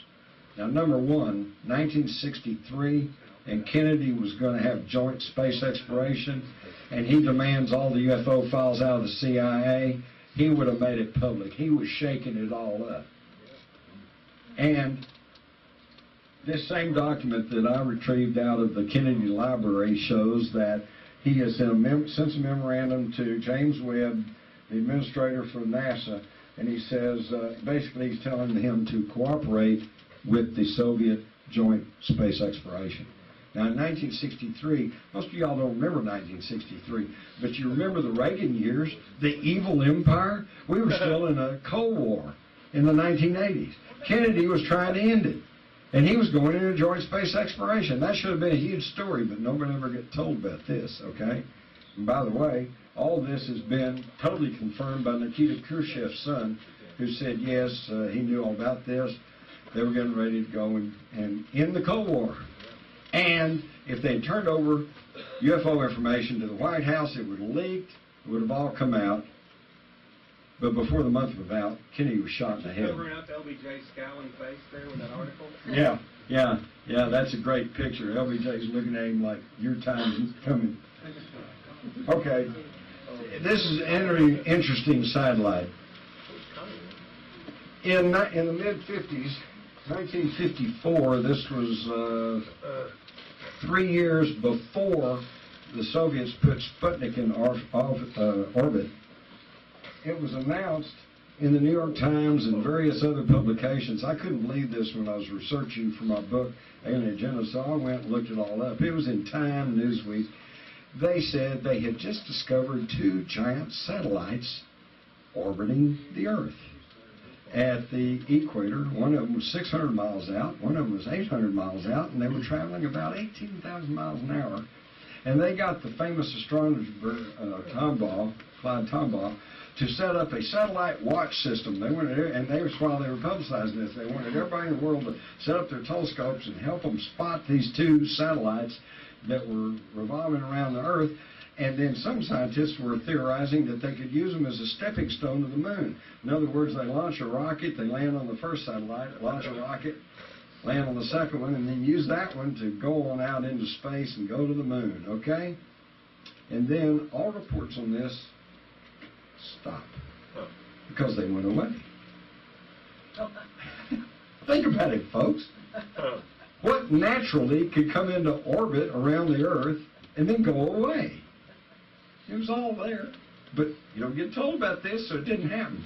Dropped in the old memory hole. Then we have, on December the 9th, 1949, a Japanese astronomer looked through his telescope at what appeared to be a giant explosion took place on Mars. The blast was followed by a luminescent cloud estimated 40 miles high.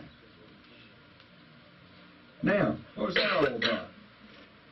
That was all about because, again, it was reported that right after we had set off the nuclear bombs in Japan, they got the bright idea of maybe we could tell what other worlds are like by shooting a nuclear bomb up to Mars and setting it off, and then we could study the cloud formations and the dust and everything else.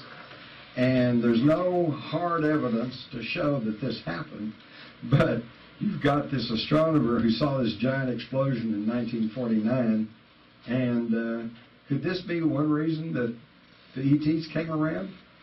You know, what would you do if your neighbors started shooting, RPG rockets into your front yard? You go over to find out what was up, right? What are you doing? And this is, I think, in this theory, This is what happened when we set off the first atomic explosions, because when you set off a nuclear explosion, you're tampering with the basic molecular structure of the universe, and it goes far beyond just the immediate area of the blast. You got energy perturbations that go out through the entire universe. And I think somewhere somebody said, holy crap, the kids found the matches. And they came to find out what was going on, because 1946 you had the fireballs over Sweden, 1947 you got the Roswell crash, plus a spate of flying saucer stuff, and it continued unabated. By the way, just something else too, and this is a semi-theory. The facts are correct, but my conclusion, I'll have to admit, is just based on common sense. About 1952, the Air Force issued directives to shoot down any UFO. If you see them, shoot them. And over the next year, there was a huge spate of airline crashes. They were just dropping out of the sky. You can go back and check the record. And then the Air Force backed off and sent out a new directive and said, if you see a UFO, track it, follow it, but don't shoot at it. And the airline crashes stopped. Yep. Were we in a little subtle war with them? And did they let us know that, hey, you shoot at us, we can take care of you? Interesting. Very. Abductions. Cattle mutilations. With cattle mutilations, the human abduction thing we'll save for later. There are literally thousands of people who claim that they've been abducted by aliens, and they all can't be nuts. Dr. John Mack we'll just look at him, unfortunately got killed, run over by a driver in England. And by the way, for you conspiracy-minded people, I looked into that quite carefully, and I think it was truly an accident. Because the guy that hit Mack stopped, tried to give him aid, and let me tell you something, I almost got run over in England too. Because they drive on the wrong side of the road. And you go up there and you look and you don't see anybody, so you start to walk across and they're coming this way at you, okay? So, but it was very unfortunate, because Dr. John Mack was a very distinguished Harvard academic, and who made a very, very thorough study and concluded, based on all of his work, that these abductions are real, and that the only logical explanation was that these people had had face-to-face experiences with extraterrestrials. He got in trouble for this, of course. And they had a peer review there at Harvard, and everybody was going, oh my gosh, he's going to get kicked out. They went back and they said, we're not even going to rule on what he's talking about aliens or whatever. We're simply looking at his methodology. And what the peer review panel came to was that his methodology was solid. Well, that's about as close as you can come to saying, yeah, he's right. And it's unfortunate that we lost this thing. Cattle mutilations. Going back to the time I worked at the Star Telegram, we were having cattle mutilations all around here. And folks, they're still happening today. Still going on, but you don't read about it because the paper doesn't report on it. Typical deal. Well, yeah, it happened, but hey, that's old news. Well, who's behind it? We don't know. Well, then we don't want to run the story. And here just shows the years they've happened all over the United States and actually all over the world. They cover many countries, many years, surgical precision, only at night. And I talked to Gabe Valdez, and he says it's hard to believe that predators can pull a steer's heart out through a small hole in its neck. And I've seen that. I went to the one and only cattle mutilation conference in New Mexico back about 1979. And this place was packed with ranchers, farmers, law enforcement people from all around the country. And they were dead serious. They wanted to know what was going on. And a guy named Rommel, an FBI official, gets up before anything can be said and says, gentlemen, I'd like to tell you that we asked you not to say anything that might be used in a future court case. Well, of course, they catch somebody. They got everything they know. And so they all admitted, they said, we've been muzzled. And that was the end of that. So they keep the lid on, and they don't tell you about all this. It's still going on. It's not getting reported on. I myself held in my hand some color slides made by Arkansas State patrolmen who had gone out to a cattle mutilation. This is simulated, just so you can see what I'm talking about. They had gone out to a typical cattle mutilation and had treated it like a crime scene.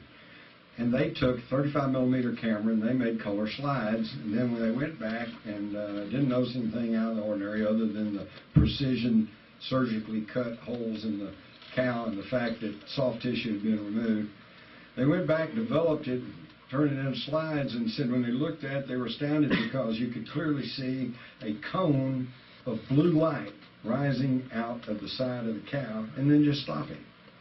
Well, how do you stop light? That's pretty odd in itself.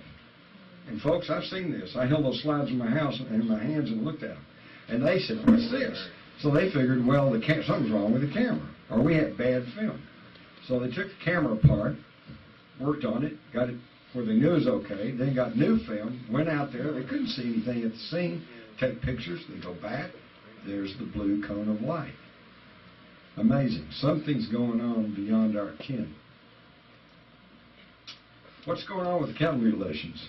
Now, okay, this is, again, kind of falls under theory, but it's informed theory.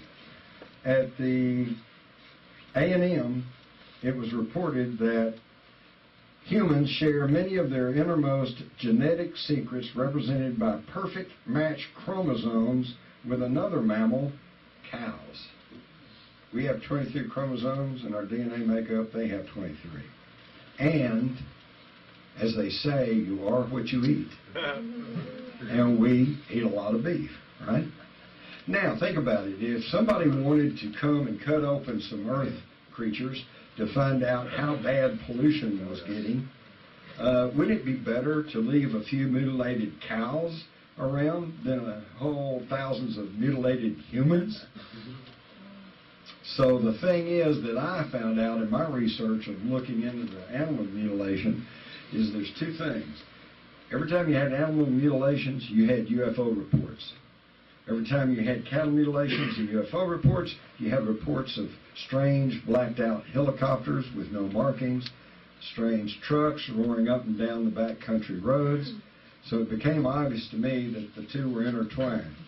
So where we are is either the cattle mutilations are being conducted by ETs and the U.S. government is secretly chasing around after them to figure out what they're up to, or the cattle mutilations are being conducted by the U.S. government with the ETs chasing around, trying to see what they're up to. I personally suspect it's the former, although I think some of those mutilations probably were committed by the government, but simply in copycat manner to try to figure out what are they doing and what are they doing. They're taking sex orgy and they're taking the soft tissue. This is where pollution would gather the strongest and the most. This is how they could determine what the ecology of the planet is doing. And of course, you know about crop circles, but I'll just kind of skim on through this pretty quick. Crop circles are amazing, and we find that, number one, they're very often associated with sacred sites. That's Stonehenge, right across the way, is one of my favorite crop circles. It's made up of 140 circles. Now, look at that. Just look at it for a minute, and you tell me if two guys with a board and some string did that. September 11th. Yeah. They finally said it was Doug and Dave, these two pub crawlers over in England. Once the story about the crop circles just grew and grew, and even the establishment media was beginning to talk about it, okay, then all of a sudden Doug and Dave came forward and said, oh, it was us. We go down to the pub, we get a little loaded, we go out with a string, we're tromping all around, you know, and the media bought it. Okay, just like they bought Phoenix. Oh, it was military flares. Yeah, it was military flares. They dropped them at 10:30 at night, but that doesn't explain what flew over Phoenix at 8:30. Okay? So then they let the whole thing drop. They didn't have sense enough, the media did, to go back and simply check the record. The very year that Doug and Dave was public and said, yeah, we hoaxed 200 crop circles. If they'd simply gone and done their homework, they would have found there were 2,000 crop circles. and that they covered not only England, but America, Canada, Australia, okay? So what, Doug and Dave were flying all over the place? Of course, you don't hear about Doug and Dave anymore because I forget, one of them, I forget, Doug maybe, he died. So it wasn't, so Dave couldn't go out there and do it all by himself now. Are there hoax crop circles? Yes, there are. But they go back through history. Here's a woodcut from talking about the mowing devil. So it's nothing really that new. Here's another incredibly complex crop circle. I think I actually figured out what they're all about. They're intergalactic corporate logos. Yeah, it does. It looks like the trilateral logo, doesn't it?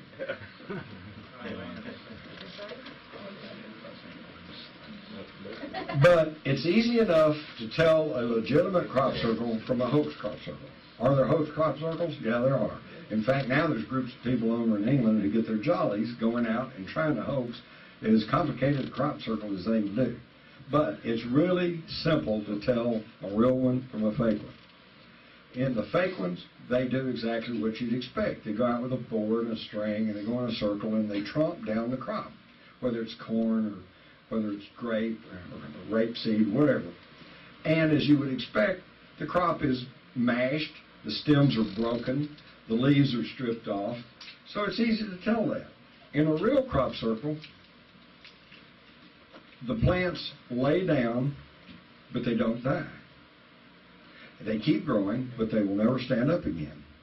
And they go in a swirl, and sometimes they're braided. And they're in layers, and one layer will grow clockwise, the layer on top of them will be counterclockwise. What can do that? We don't know, but certainly not anything human.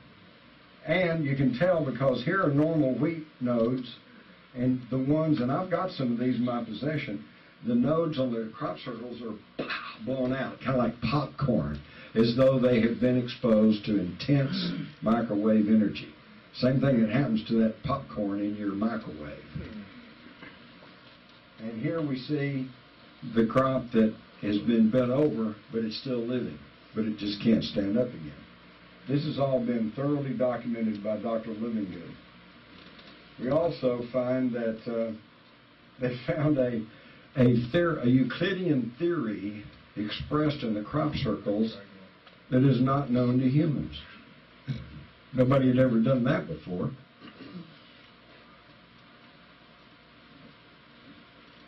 And they don't tell you about the best ones, such as this one at Chilbolton in 2001. Here's the Chilbolton radio telescope. In 1974, we sent this into space, which is a binary code that tells us that here's some binary numbers. That's telling the atomic elements. This tells us, gives us in binary code the makeup of human DNA. This gives a little body of a human, and this tells our solar system with the Earth offset. So it shows we come from the third planet from our sun. Okay, and in 2001, we get this sent back in the field across from the Chilbolton radio telescope. No, that's see the wheel tracks. Those are crop, but it's not real high. And they show us that they come from the third, fourth, fifth, and I guess sixth planets of their system. And look at their little figure. Big head, little bitty body, and the DNA is slightly different. So did we get an answer back? Well, if we did, we're not being told about it. And wow, here, did they show us who's sending it? This is a hoax one. Yeah. Okay? Everybody got excited when they saw this one, then ran out, and of course it's all trampled down. It's obviously a hoax one. But that one's not. And this one came along with a face. Isn't that interesting? But in 2002, we got this one with a face and a formation that is in code, binary numbers, and it is translated as, "Beware the bearers of false gifts and their broken promises. Much pain, but still time. Believe there is good out there. We oppose deception. Conduit closing. And that's the last one we've gotten like that. So I guess the conduit closed. Now the question is, who are they talking about? The bearers of false gifts and their broken promises. Could it be the ETs that have made deals with our military-industrial complex? Could it be the ETs that were in touch with the Nazis and gave them superior technology? We don't know. One of the reasons we don't know is because there's been these conditioning programs. Now, let me explain what I'm talking about. In 1998, as they were clearing the Amazon rainforest, they discovered the Carubos, a Stone Age tribe. In the past, we were rushed in there, said, "Here, put some clothes on, and by the way, here's a Bible," and and the tax man will be right along. But this time, we had progressed and we had become a little more sophisticated, and so we cordoned off the area and embargoed that whole area. Not to keep them in, but to keep everybody else out. We quarantined them. And then we sent in a team of anthropologists who over time allowed themselves to be seen. They'd be up on a mountain and they'd wave to them, and then they'd get a little closer, be down to the middle of the mountain and they'd wave at them. And then finally they'd across the clearing from them and they'd wave at them. And they got them used, they conditioned them to the fact that they were there and that they were friends. And finally they made contact.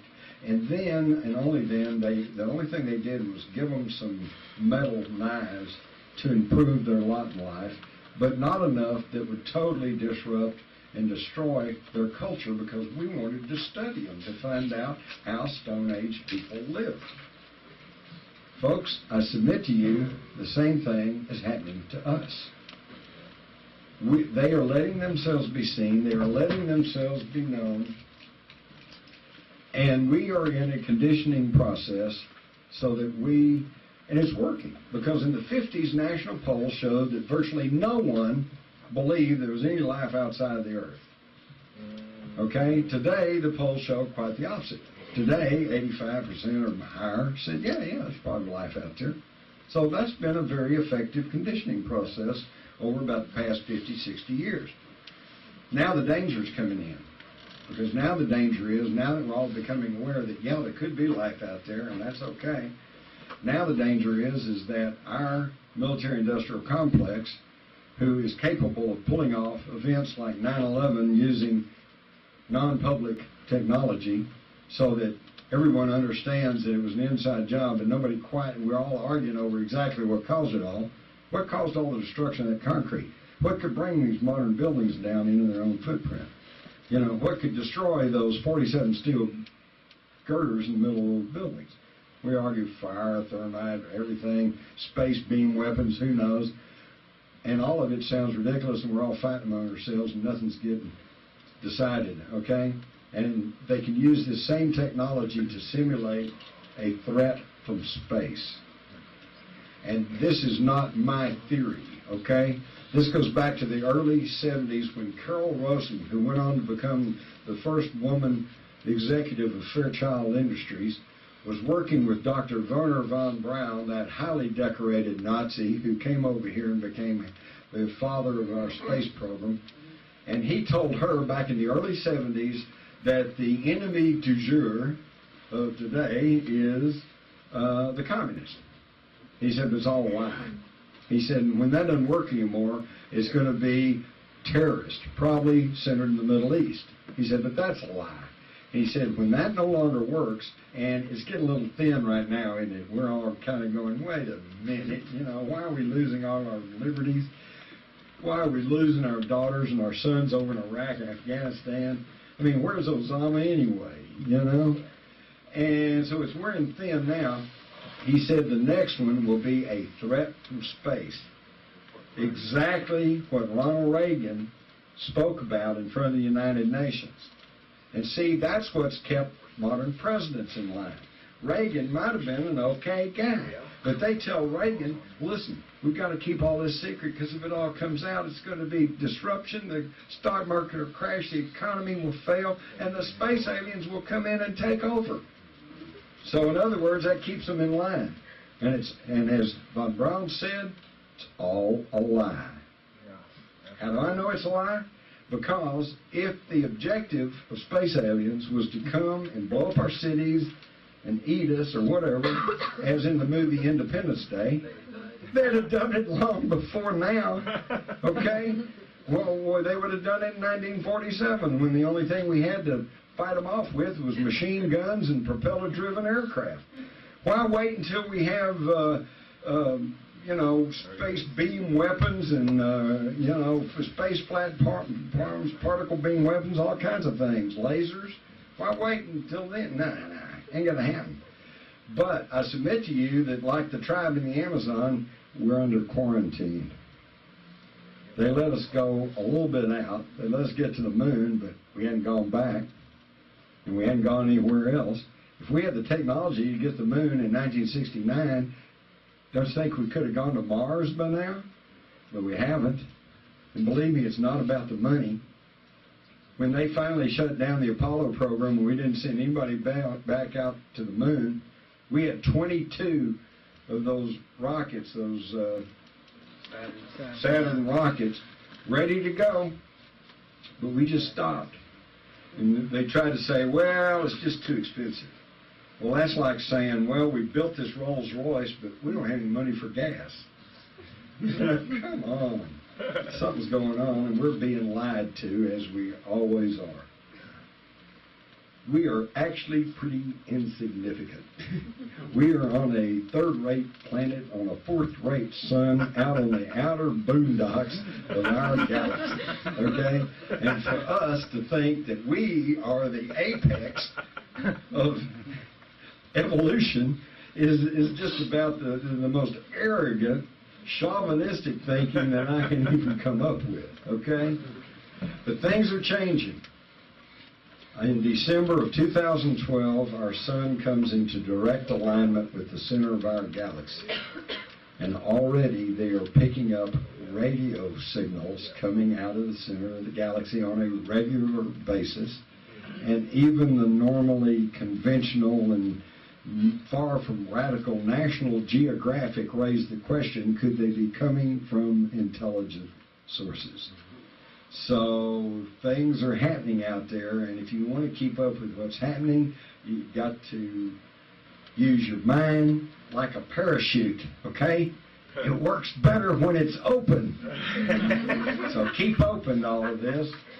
If you never entertain any thoughts about UFOs or about ETs and want to get straight facts, read my book, Alien Agenda. It's simply a journalistic account of everything we know from ancient astronauts, everything I've talked about, plus so much more, plus remote viewing. It's all in there. Viewing, And is it them or us when we see all this stuff flying in the skies? And now, those of you who've attended my other talks, we know that somebody's trying to rule us, right? Somebody's trying to rule and control the whole human population through secrecy and deceit. Now, we go back, we've already looked at the ancient records, we've already looked at the Sumerian tablets. They tell us that in prehistory, these ETs had colonized on the earth. And they even say, and there are people like Sitchin who try to say that they created us as a worker race. Let me clarify this. Even they themselves had the same ethical arguments that we're having today. It's not right to act like God and create something. And the counter-argument was, we're not creating anything, we're just improving the breed. Whoa, wait a minute, isn't that what we do with cows and horses, sheep, dogs, cats? We breed them to improve the breed. And that's what they did. So don't get off in this thing saying that people are claiming that aliens created us. Nobody's trying to say that aliens created humans out of nothing. What they're saying is is that they took Neanderthal, they tweaked with his DNA, and they produced Cro-Magnon, modern man. And this is why, by the way, that they have never, and will never find the missing link. Because there is no missing link. They simply did, and of course, up until recently, nobody understood about cloning or genetic manipulation or whatever, but they did. They even explained how they did it. In the Sumerian tablets, it said they took the egg of a earth primitive female, shall we call her Lucy, and they impregnated it with the sperm of an Anunnaki male, and then implanted the fertilized egg in the womb of a Anunnaki female. She carried it to term, and then through cesarean section delivered a hybrid that they call the Adama, the Adam. Adam? Wait a minute. The first Earth man. So they even explained how they did it. Of course, the problem was when they first read these ancient tablets back in the 1800s when they were first discovered, they didn't have a clue about atoms, much less genetic splicing or genetic manipulation. So they simply said, oh, well, that's their gods and these are their mythology. In fact, you can actually go to the Encyclopedia Britannica, look up Sumerian mythology, and you'll pretty much hear the correct story. It's just the only difference is that they say, well, they're just making this up. It's mythology. And a growing number of scholars are now saying, no, it wasn't just made-up mythology. They were giving us our history. And this is what really happened. But we didn't understand that until recently when we could do genetic manipulation. Okay? So,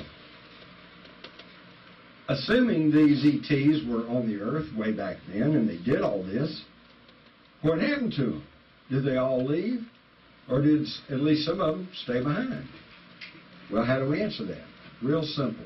We look at the historical record. If the historical record is, as we have been taught in school, one slow evolutionary climb of mankind, hunter-gatherers, into agricultural communities, and I heard a great one the other day. The reason that men built towns and developed agriculture was so they could make beer. And then they gathered in towns so they could be close to the brewery.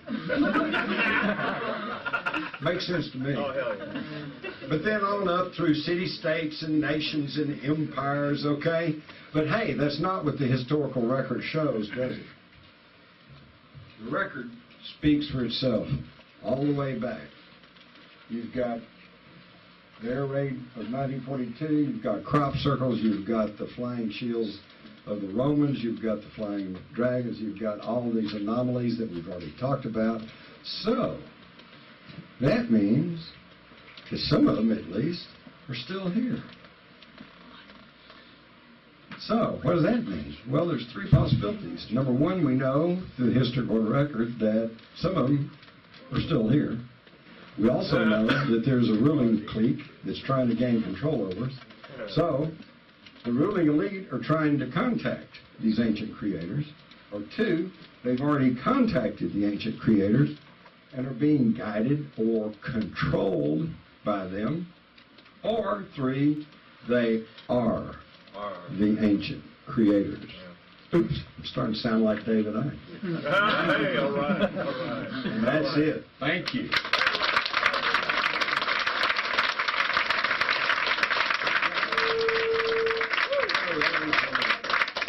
I know a lot of you have been sitting here a long time, and it's not going to bother me if you want to go move around or go find a... Oh, yeah. But I will throw it open for, if you got any questions, I will try to answer it. But be sure and shout out your question. I'm going to repeat it here so everybody can hear the question. Yes, sir. Please repeat the final slide, the three possibilities. Yeah, there they are. He said we could repeat the three possibilities. If you assume that the ancient Sumerian tablets are correct, and these ETs colonized the earth way back there, probably setting up a worldwide, highly technological civilization, which for some reason, either through war or natural disasters, collapsed and left us with just vague memories of, for example, Atlantis. You know, everybody talks about Atlantis, and there's all these questions about Atlantis. Oh, it was an island in the Atlantic. No, it was the island of Santorini. No, it was the island of Cyprus. No, it was Antarctica before the pole shift. Okay, I submit to you, I suspect the truthful answer is yes, all of the above. We have these pyramids on the Giza Plateau. We have pyramids in China. We have pyramids in Eastern Europe. We have pyramids in South America, Central America. I think that at one point there was a worldwide, highly technological civilization which fell apart, again, either due to war and or natural disasters. And so what we're left with, along with these anomalies, is bits and pieces that we're sifting through thousands of years later and trying to figure out what does all this mean. But if they were here then it appears they're still here, or at least remnants of them. And the thing that worries me is that if they are in connection with the world's ruling elite, and the reason that I don't think the world's ruling elite is really, I don't put them under the classification of good guys, simply because look at their track record. Just over the last 100 years, 2 world wars, depressions, starvation, still going on, pollution, the creation of deadly diseases, dissemination of these diseases. Are all of y'all aware that we may have narrowly missed a pandemic of avian flu thanks to some alert checks who decided to check the Baxter flu vaccine, which had been adulterated with the deadly avian flu and sent to 18 countries. Yeah, and what have we been warned about by our national leaders? Well, it's not if, but when we're going to have this national pandemic. And what is the game plan of the ruling elite? To cull the human population. And look what they're doing to the environment. Look what they're doing to the oceans. Look at what they're doing to our air. Is this the work of humans that care about the earth or about their fellow humans? I submit to you, no. Is it being done by aliens? I'm not saying that. But I'm saying here, if they're still here, then they're either working to contact the ancient ETs, or they're already in contact with them and are being guided or controlled by them, or they are. You ever seen old film footage of John D. Rockefeller singing like some old gospel? I mean, that is a gray. And he's got a little mouth slit. I don't know. I'm not going that far, but you never know. I think it would probably behoove you, Jim, to write a book about zero-point energy. But my question is, are you aware that the element bismuth is vital towards above unity devices? You know what y'all know what an above unity device is? It means that it puts out more energy than what you put into it. Okay. What he's saying is, number one, that I should write something about zero-point energy. Well, number one, read The Rise of the Fourth Reich. Yeah. Zero-point energy is in there, and what he's touching on here is the propulsion system of UFOs. They do not travel by jet, okay? Yeah. They operate through energy fields, yeah. Okay? We all know the story. When the UFO comes over, the car stops. And when the UFO goes away, the car starts again. But nobody ever says, yeah, turn on the ignition, and the car started back up. When the energy field comes over, if you can control gravity, you can control time. Yeah. And when you get in this energy field, those pistons freeze and lock up and stop. That's the end of that. And then when the field goes away, they go back to pounding. Okay? That explains that. It also, explains missing time. Yeah. All right? The guy says, I saw a UFO at 6 o'clock, and I drove home, and I didn't get home until 7 o'clock, but it's only 10 minutes to my house. Missing time. When he's in the energy field, time has stopped for him. Now think about that on your way home. ETs and or ruling elites who can manipulate time. Yeah. Okay? And if you know for sure what's going to happen in the near future, think what kind of edge that gives you. Okay? Yes, ma'am. Isn't it probably in between 2 and 3 where the elite have the most of the Anunnaki blood and they've been married all these years. And they Okay, she wants to know, bloodline. in number 2, if they're already contacted, isn't there something to do then with the bloodline? Very astute. Absolutely. Every ruling elite back through the history of mankind has been concerned with the bloodline. Back to the ancient Sumerians, to the Babylonians, the Assyrians, the Phoenicians, the Babylonians, the Egyptians, to the Caesars, to the royalty of Europe, and even now over into this country. You all are aware, aren't you, that Barack Hussein Obama is a cousin to Dick Cheney? Yeah, absolutely. Yes. Yeah. That is not theory. That was pointed out by Dick Cheney's wife, Lynn. Okay? And that means then the Cheneys are somehow distantly related to the Bushes. The Bushes are directly related to John Kerry and to Al Gore, which means that the Gores and the Kerrys and the Bushes are all blood relations to the Windsors, the ruling family of England. Again, that's not conspiracy theory, that's conspiracy fact. And in fact, almost all but a handful of U.S. presidents have all been some way related. So in other words, right on down to the Nazis, everybody is concerned with the bloodline. Who's your daddy? Okay? And why is that? I submit to you because it goes back to what the Sumerian tablets talk about when kingship was brought to the humans. They decided they had a problem. They didn't want to dirty their hands with messing with the humans. So they take these hybrids that they were creating, and they would make them the leaders, the kings, the overseers. They'd give them the orders, and the overseers would see that the human workers did what they were told. And this has become racial memory and has traveled all the way down till today when they say, if you're of the bloodline, then you are fit to rule. And so now we see why Barack Obama was picked out of nowhere, and probably, by all accounts, not even an American citizen, and built up, created. Who paid his way to Harvard? Anybody know? And why can't we see his school records? That thing gets me. I mean, if you go to work for any corporation, they want to see your transcripts, right? They want to see everything. They want to see everything, and you show it to them. I'll show mine. I'll show you my transcripts. I wasn't that good a student, but I graduated. Okay, and I'll show you my birth certificate. Okay, we can't see his birth certificate. We can't see his school records. Why school records? Because he's probably here as a foreign exchange student. Right. Okay. Now, why is this important? When you go talk to your Obama friends, and they're going to go, well, he was elected, who cares, you know? Let me tell you why it matters. It has nothing to do with Barack Obama. It has nothing to do with race. It has nothing to do with religion. It has to do with law. Are we a nation of law, or are we a lawless nation? A lawless nation is at the whims of whoever gets in control. They make the laws, and that's the way it's going to be. Does that begin to sound familiar? Because that's kind of where we are. If we say it doesn't matter that the Constitution says only a natural-born citizen can be president of the United States, and we blow that off, then we've blown off the Constitution of the United States, and we are a lawless nation.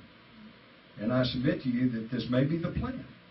Because come to 2012, they're probably going to try to put Arnold Schwarzenegger in the White House, and when people say, yeah, but he's not constitutionally qualified, they'll say, well, neither was Obama, and we're okay with him. Worst case scenario is that some judge finds the cojones to order a subpoena for Obama's birth certificate, and we find out he was not born in Hawaii. The only thing they produced out of Hawaii is a certificate of live birth, which says he was born. Okay, great. No doctor's signature, no hospital, no nothing can be checked, and you can go down the road to anybody with a certificate of live birth. Mine has a doctor's signature in the hospital and the date and the time and everything else. Pretty sure they got a shrine in Nairobi now where his birthplace is. Everybody in Kenya says, man, thank God one of our own people is now president of the United States, including his grandmother, okay? But, of course, you don't get to hear about that either. But, again, it has nothing to do with Barack Obama.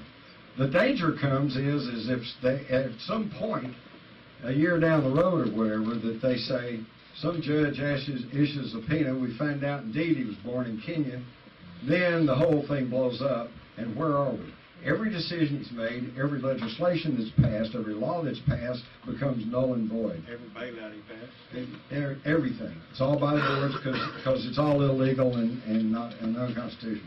Okay, again, are we a nation of law or are we a lawless nation? And then the real danger comes because then they're going to say, we need a constitutional convention. And we need to change, revise the Constitution. You already hear this already. Are you aware we're only 3 states away from a constitutional convention? Yes, sir. Okay, 3 states, if they say we want one, we get one. And when you convene a constitutional convention, there is nothing to restrict them to only one item in the Constitution. They can change the whole thing. Now think about it a minute, folks. Just use your head. Every lobbyist, every corporate bagman will be there. It will turn into a circus. The Second Amendment will no longer say the right of the people to bear arms shall not be infringed. It will be the right to bear arms is centered within the police agencies and the military. All right? They'll change up everything in the Constitution, and everything that you grew up with in this country will be gone. That's why it's important. Yes, sir. Yeah, do you think the founding generation might have been clued into some of this in that they were trying to break away from it? Yes. The kingship, the bloodlines, all that BS, they were sort of trying to say, hey, we don't want this. Okay. But the question is, was the founding generations possibly aware of this kingship, this royalty, this bloodline? And the answer is very definitely yes. Okay? They may not have had the same words and the same semantics that we're using because they probably had very little or no concept of space flight or other worlds, but they knew. In fact, let's go back and look at the whole history of Western civilization. Nobody will argue with the fact that it began between the Tigris-Euphrates rivers, which is exactly where the Anunnaki was. Then it spread northward into the Caucasus mountain regions and into what's now eastern Russia, and then into western Europe.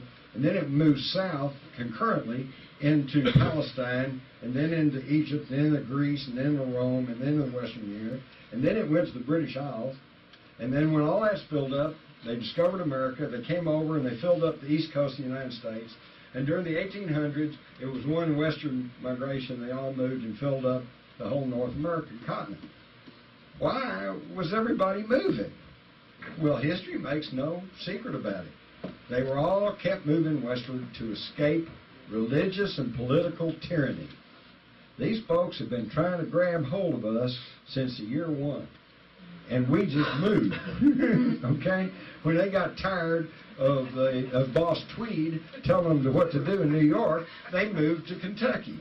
All right? And when they got tired of the Kentucky legislature trying to tell them what to do and how to live, they moved to Kansas. And the same thing happened, then they moved to California. Folks, the problem is there's no place left to go. We can't just run away from them anymore. We've got to stand our ground, and we've got to regain our liberty and freedom as free-born earthlings. Okay? Costner's Garrison speech, too, about moving the capital a little further west. Yeah, exactly.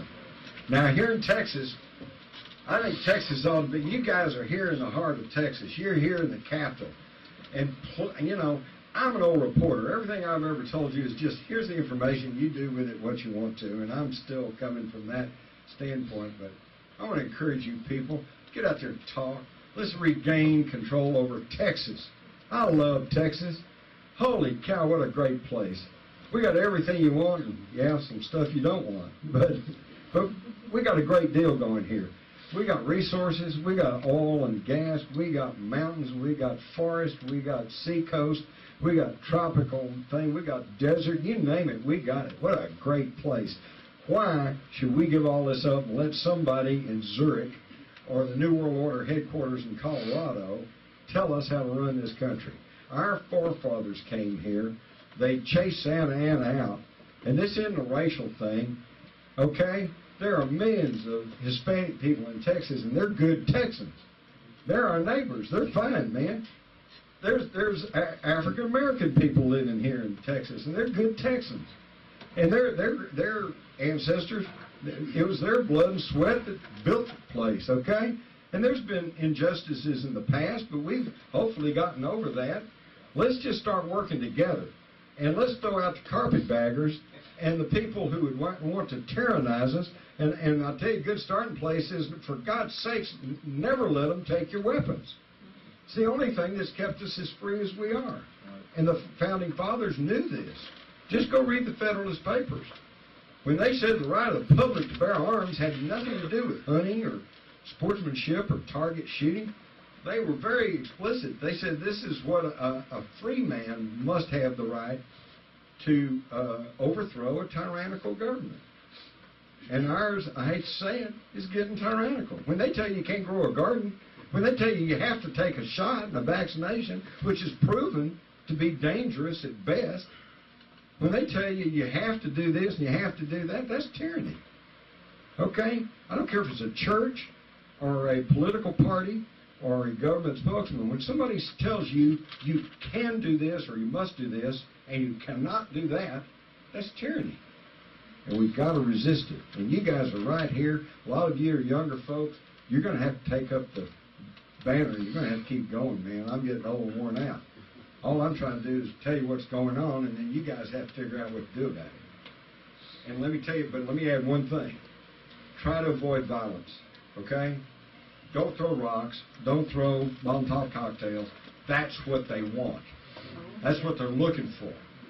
If they can goad you into violence, or better yet, their usual trick is to run in agents provocateur who are going to say, hey, let's break that window, you know. If you're out at some demonstration, somebody starts to do something unlawful or violent, grab them, turn them over to a cop, haul them off, get them the heck out of there, because this is exactly what they want so they can instill martial law. They probably and are then come take you. Huh? They probably are a cop.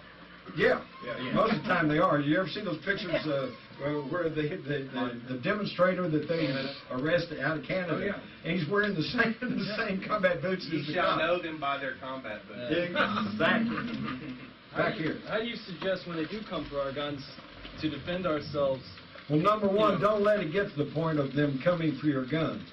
Right. When you see legislation coming up like this Hope bill, get a hold of your representatives and tell them in no uncertain terms, firmly but politely, if you vote for this bill, I will work 24/7. I will do everything I can do to see you're defeated and put out of office.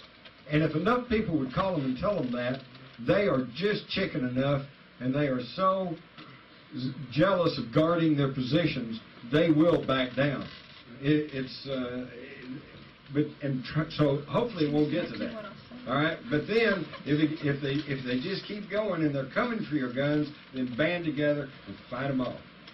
Alexander Solzhenitsyn, okay, writing about the Gulag in Russia, made the comment, and I'm paraphrasing, but he said we'd sit around in the Gulag and we'd bemoan the fact that if at a certain point, when they came for people in the middle of the night and crashed down, knocked down the door, and were taking people, if we'd gathered up shovels and axe handles and tie rods or whatever and gone out there and killed them in the hallway, they would have hesitated to come around and take our neighbors, and we could have stopped it right there. He said, but we didn't. We always said, well, I'm not violating any law. I'm okay. And, gee, they took my neighbor, but, hey, maybe they won't come for me. And, of course, when they come for you, there's nobody left to stand up. Now, I don't want it to get to that. That's why I'm trying to get you people to get off your tails right now and do something about it before it gets to that. But if it gets to that, you got to stop them in the hallways.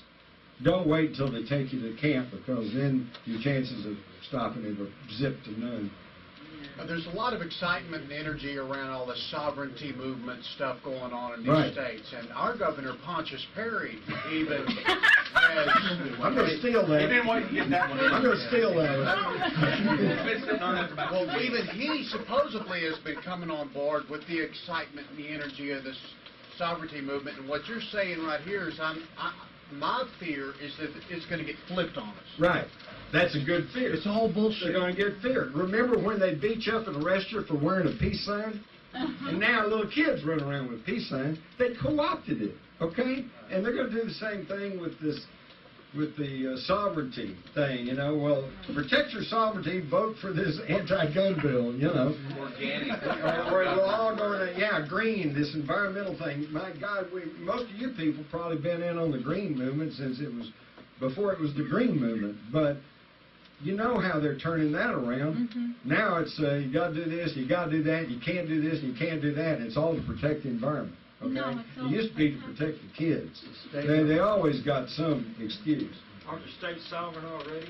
The states are sovereign, but we got to regain it. Wouldn't this be like an opportunity for them to turn it against us, that, like he's saying right there, just by putting it up for vote, it's out, and they voted down like they did in New Hampshire, and then flip it right there. Yeah, you've got to be on top of this. Look at California. The majority of voters voted to legalize medical marijuana. And within a month, the feds were busting the marijuana outlets because they said, well, that was for state law. This is federal law. Well, excuse me, where does it all start? It starts here. Let me tell you what you need to do. You need to do like a county sheriff did up in, I think, Idaho. He sent a public notice out and said any officer of the federal government that violates the Constitution of the United States, his deputies were going to be out and escort them to the county line because they were no longer welcome in that county. This is the kind of standing tall that we've got to start exercising. One last thing on Zechariah Sitchin, for instance, in the Sumerian tablets. Do you have any caution about Zechariah in that he's really elaborate on his storyline? Okay, he's asked me about Zechariah Sitchin. I'm sure a lot of you have read Sitchin. I have met Sitchin. At one point, he literally ran away from me because he did not want to answer my question. My question was kind of naive because this was years ago, and I thought it was a legitimate question. I was just going to say to Zechariah Sitchin, well, did they all leave or did they all stay? And if they stayed, where are they? He doesn't want to answer that. I'm only going to say this. Read Sitchin, take it as input, but don't take that as the final word. Y'all may know my friend Linda Moulton Howe. Yes, sir. She tells me that at one point she sat across from Sitchin, looked him right in the eye, and said, "Have you ever worked for the CIA?" And he would not answer her. Okay? So I would be, hey, don't trust anybody. Don't even trust me. I'm telling you what I know. I'm showing you what I know. I'm talking real openly with you. But don't trust me. Go out and do your own legwork. And basically, no, don't take everything. I know people who are Sumerian language scholars and cuneiform, can read cuneiform, and they don't always agree with Sitchin's interpretations or translations. Nothing too serious, but there are some problems there. So you got to be careful because everybody, except me, has an agenda. What do you think personally of Jesus in the context of all this? Oh, great. And then The question is, what do I personally think about Jesus in the context of all of this? Well, number one, I don't see that's apples and oranges. If Jesus lived and if Jesus did his ministry, and if he was the forerunner of what has come to be known as the Christ consciousness, which is love your neighbor, and then so what? What's it got to do where he came from or whatever? I don't see where it's any big thing. I will say this. If Jesus, as we have been taught about him and from everything we know about him, was to actually return to the earth today, he'd be in Guantanamo. Yes, sir. I guess this goes a couple slides back. Hang on your name. Oh, me? No, go ahead. Oh, I'm sorry. This goes a few slides before that. I was wondering where they had sent out that message, or a message that was putting not a crop circle, but a crop square. Yeah, binary code disk. Yeah, the one that was encoded by that one. Yeah, that one and the one before. Are those considered one before that? One before that. That one right there. But were all those considered to be legitimate? Yeah. Those were I have checked and checked and checked, and I've not found anybody who can disprove that these were not legitimate crop circles, although, as you can see, they're not a circle. That's all, Yeah, the crop was laid down. It fits criteria of a legitimate crop circle. They didn't find foot. I'm not as expert in that. Well, as I said, on a legitimate crop circle, the crop is laid down. It's still living. Okay. It's not crushed. The stems are not broken. It apparently has been subjected to intense but brief heat. Okay, as in a microwave. Microwave heat. Okay, and this we know, but now where's it come from? How they do that? We don't Have know. they deciphered the solar system? You know, some Oh, similarities. determine where that might be. Not that I'm aware of. So what if we digested those crops? I don't think anything would happen to you. Couldn't be any worse. It'd be like microwaving them, okay? And as I hope all you realize, when you microwave something, you kill everything in it. So you're not going to get any nutrition out of anything that's been microwaved, okay? But I'll have to admit, I'm lazy too, and it's real easy to heat something up for a few seconds in a microwave. But I try not to make my main diet out of microwave cooking. If you're microwaving, hey, it's really good for popcorn, okay? And it may be good for briefly heating something up quickly that's frozen. But please, or heating water. Yeah, but you know, when you heat the water or you heat your coffee or your tea, you're killing everything in it. That might be a good idea. It might be Might be good. idea. Might be. Yeah. So all I'm saying is please don't make your whole diet on stuff that's been microwaved. Yes, sir. Okay. What specifically are the different names of the different kinds of extraterrestrials and interdimensionalists, and then how do they relate to like ancient cosmologists, like the Aztecs, the indigenous cosmologists? Okay, all right. The question is, what are the different alien species and how they relate to the ancients? All right. Well, you know, again, well, let me make this analogy. If we're all outside and an airliner was going over 37,000 feet, and you pointed up and said, we all know there's people in that airliner, okay? And you say, who are they? Are they good or bad? Try answering that. You can't answer that, okay? Because there's all kinds of different people in that plane. Some of them are good, some of them are bad, some of them are indifferent, some of them are in between. Okay, it's the same thing. See, we are still in the process of learning and becoming more sophisticated about these topics. In the 50s, the big question was, do they come from Mars or do they come from Venus?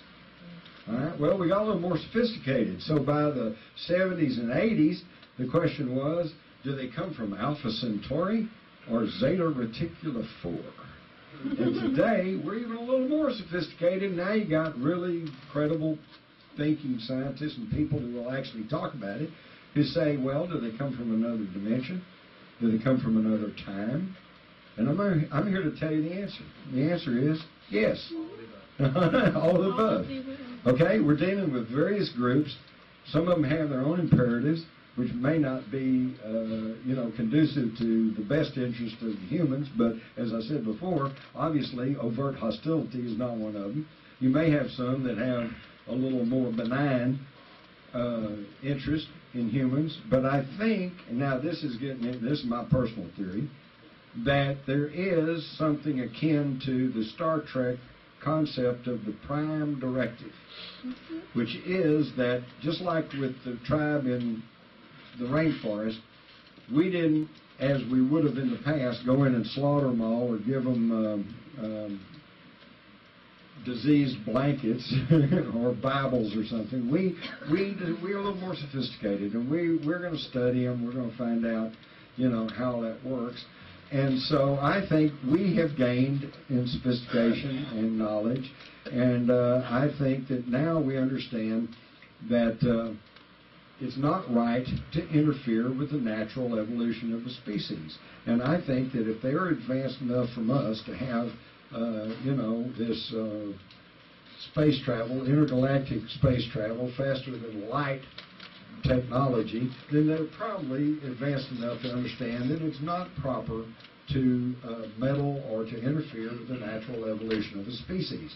Now, whether that's a law, as we understand a law, in that if you violate it, the cops will come get you, I don't know. It may be more of just an agreement that everybody of good heart agrees that we're not going to do that, okay?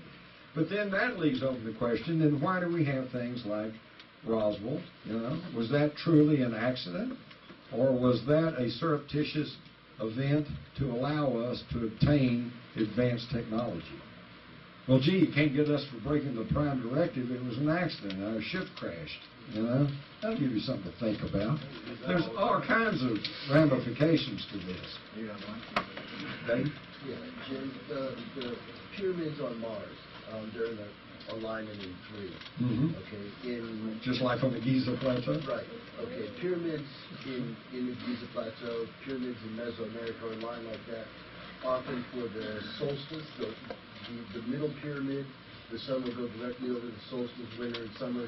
The vernal and invernal equinox will be for the, like I know Richard Hoagland did a lot of work on Mars. Right. Do you know anybody that's tried to do a correlate on Mars to see if it's the same thing happening on All right, he's asking if I know of anybody that's tried to correlate the positions of the pyramids on Mars with the pyramids on Earth, and other than the fact that they do seem to be in the same alignment and configuration, no, I don't know of anybody that's done all of the in-depth work on it, but let me tell you something that's going to blow your mind away, okay? Well, this is going to blow your mind, and I'm going to leave you with this. I want you to think about this. How many of you know what sidereal time is? There's 1, 2, 3, handful. We keep time by the Greenwich time, which is based on the revolvement of the Earth around the Sun. This creates problems because right now it's whatever time it is, about 9:30, 9:45 here in Austin, Texas. That means it's 7:45 on the West Coast, right? And I have problems with this all the time. That means it's 10:45 on the East Coast because we have this different time because it's based on the movement of the sun across the Earth. All right? That's the time we keep.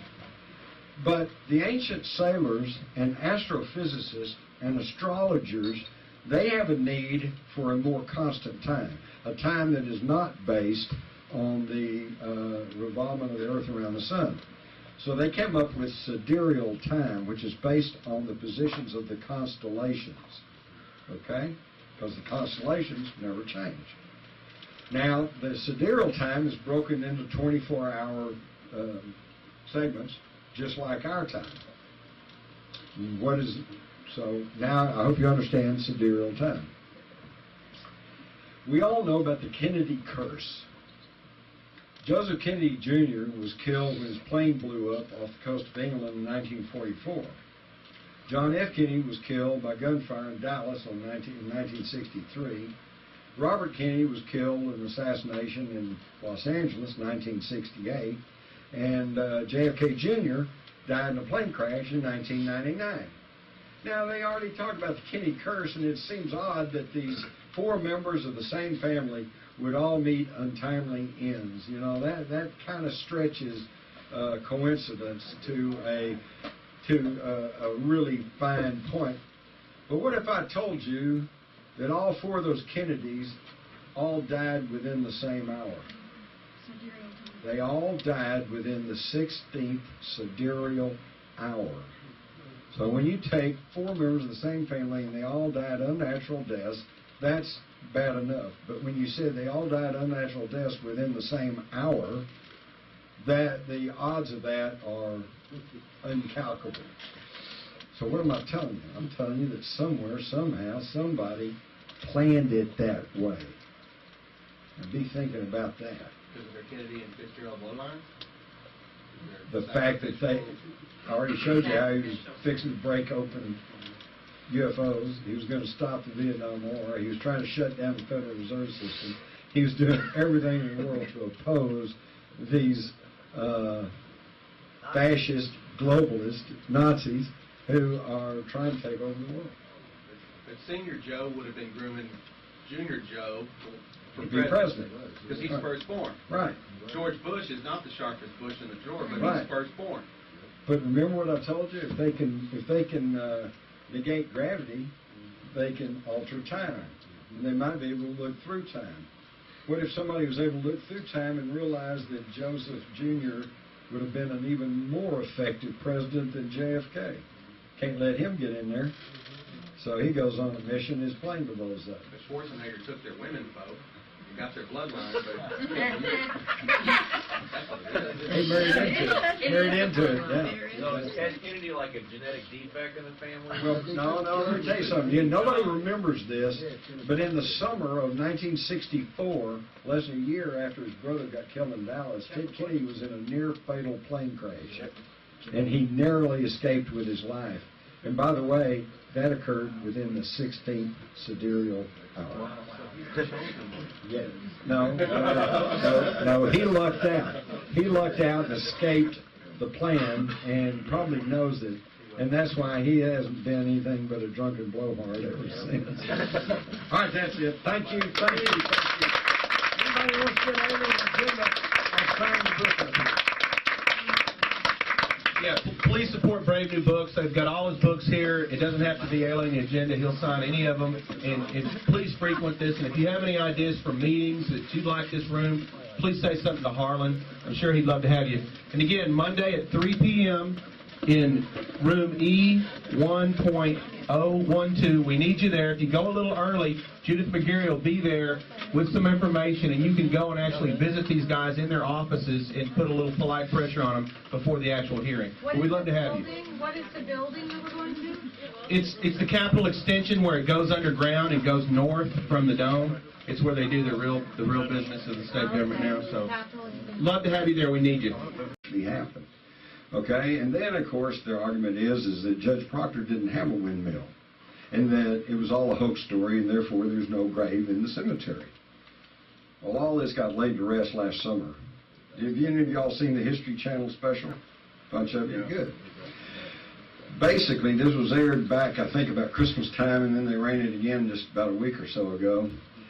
They came with a scientific crew to Aurora, and they used ground-penetrating radar, and they found that there is a small grave at the site.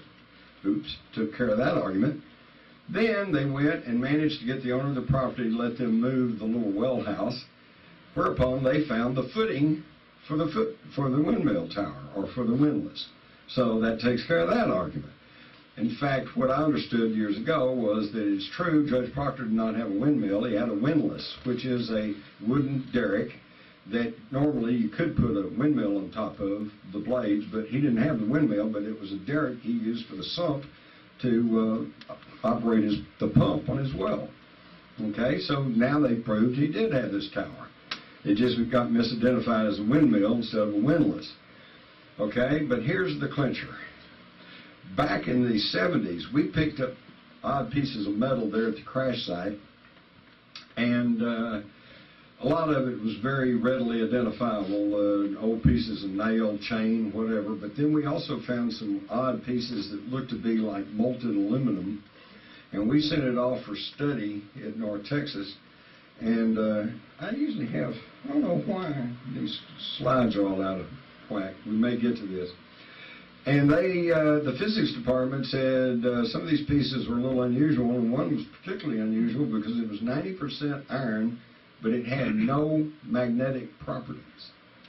But that was about all we had the time and money to do, so we left it at that. Well, what they did last summer is they also found globs, little tiny globs of what appeared to be molten aluminum, buried 6 inches into the ground and into the trees surrounding and into rocks, indicating a tremendous explosion. Okay, and then when they tested the metal, it did prove to be aluminum, but the metallic composition was not the same composition as modern aluminum or any of the aluminum that we know about.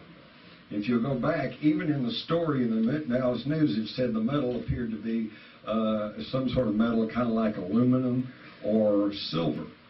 Well, so they knew about aluminum in 1897, but it had only been 2 years earlier in 1895 that they'd been able to synthetically make aluminum. Prior to that, a little bit of aluminum cost about the same amount as gold or silver.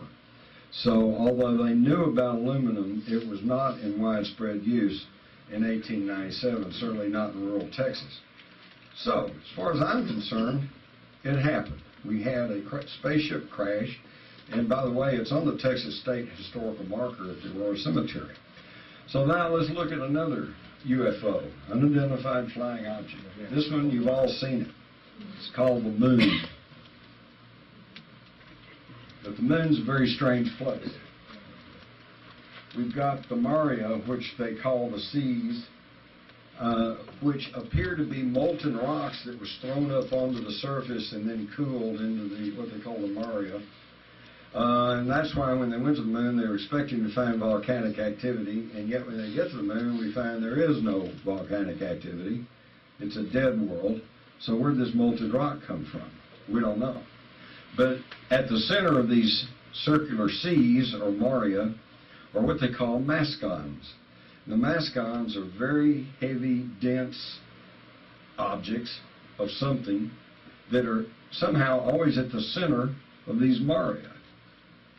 Are they some kind of ancient machine that spewed up molten rock on the surface of the moon?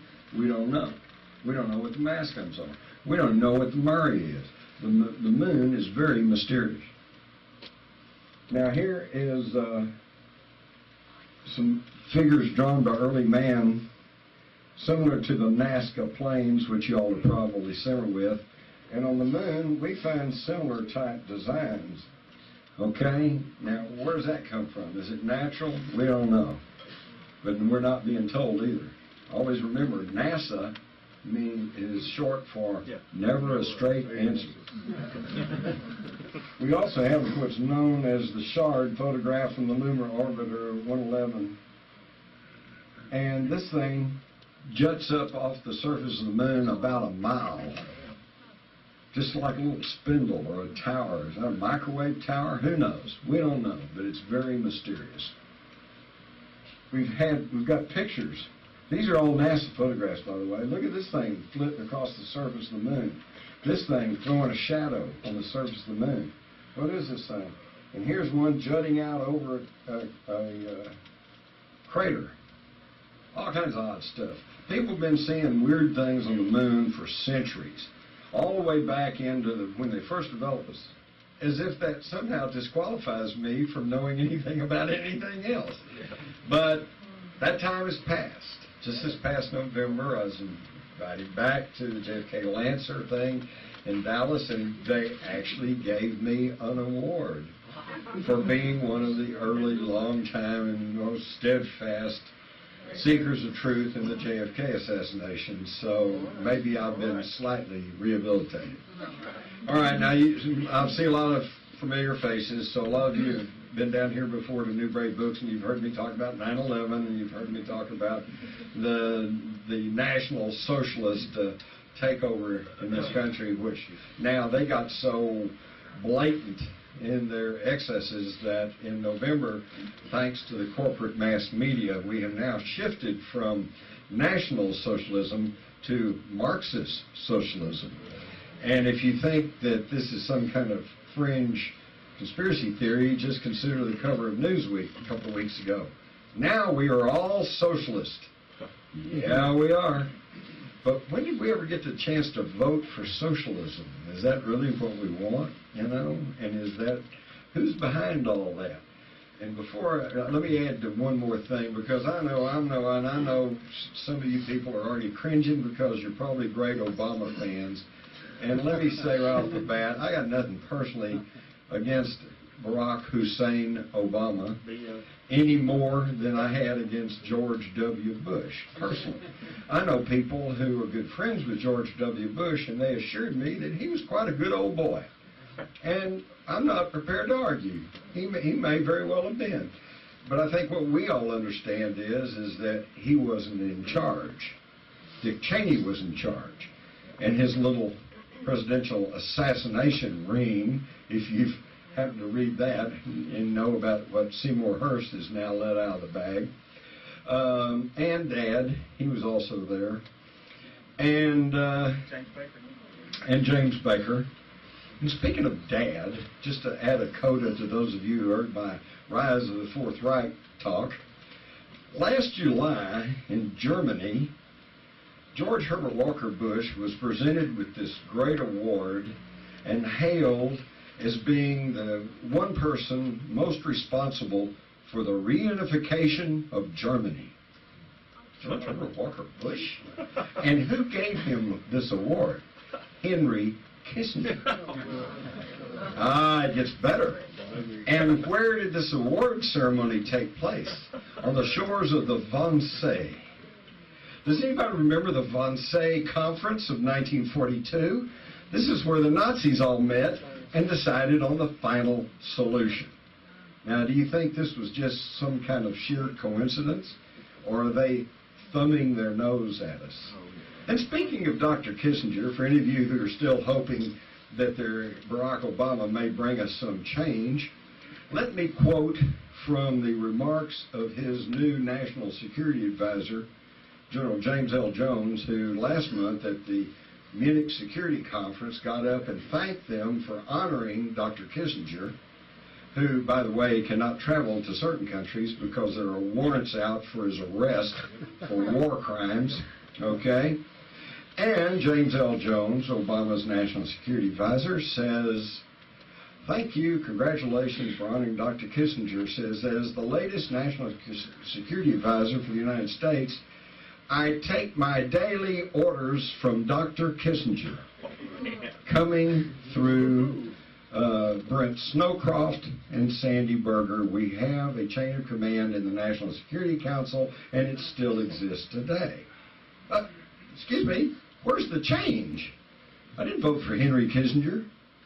And these are the same tools that have been in there, were there in the Clinton administration when they stripped our military. And Henry Kissinger's been there since Nixon. He is the architect of the very foreign policy that's gotten us in the mess that we're in now. So what's changed, folks? I submit to you, nothing. But now, away from mundane politics, we're going to talk about UFOs. Let me quickly see a show of hands. How many of you have had or know about someone who has had a UFO experience? Whoa! Whoa. 1, 2, 3, 4, 5, 6, 7, 8. Okay. I took a head count ahead of time. We've got about 60 people here, maybe plus or minus. And that looked to be about half of you. Half the people in this audience have had or know of some UFO experience. Now extrapolate that up to the 300 million population of the United States. Half the people in this country know about UFOs. Okay? And I guarantee you that the higher you get, and you get away from the guy in the street, and you get away from the people who just get their information from CNN or Fox, and you start talking to people high in the military, high in intelligence, or in the upper echelons of the political circles, they don't snicker at you about UFOs because they know it's here. Folks talking about it, I remember hearing the explosion, but they wouldn't let me go into town because I was only about 12 or 13 years old, but they came back and told me about it. So she says it actually happened. Then we got Charlie Stevens, who I talked to, and he actually saw the thing.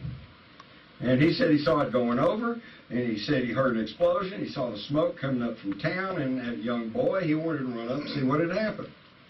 Now, if Charlie was making up this story, what do you think he would say? He said, I ran out of town, I saw these pieces, and I saw this little green guy, and he'd give you this big story.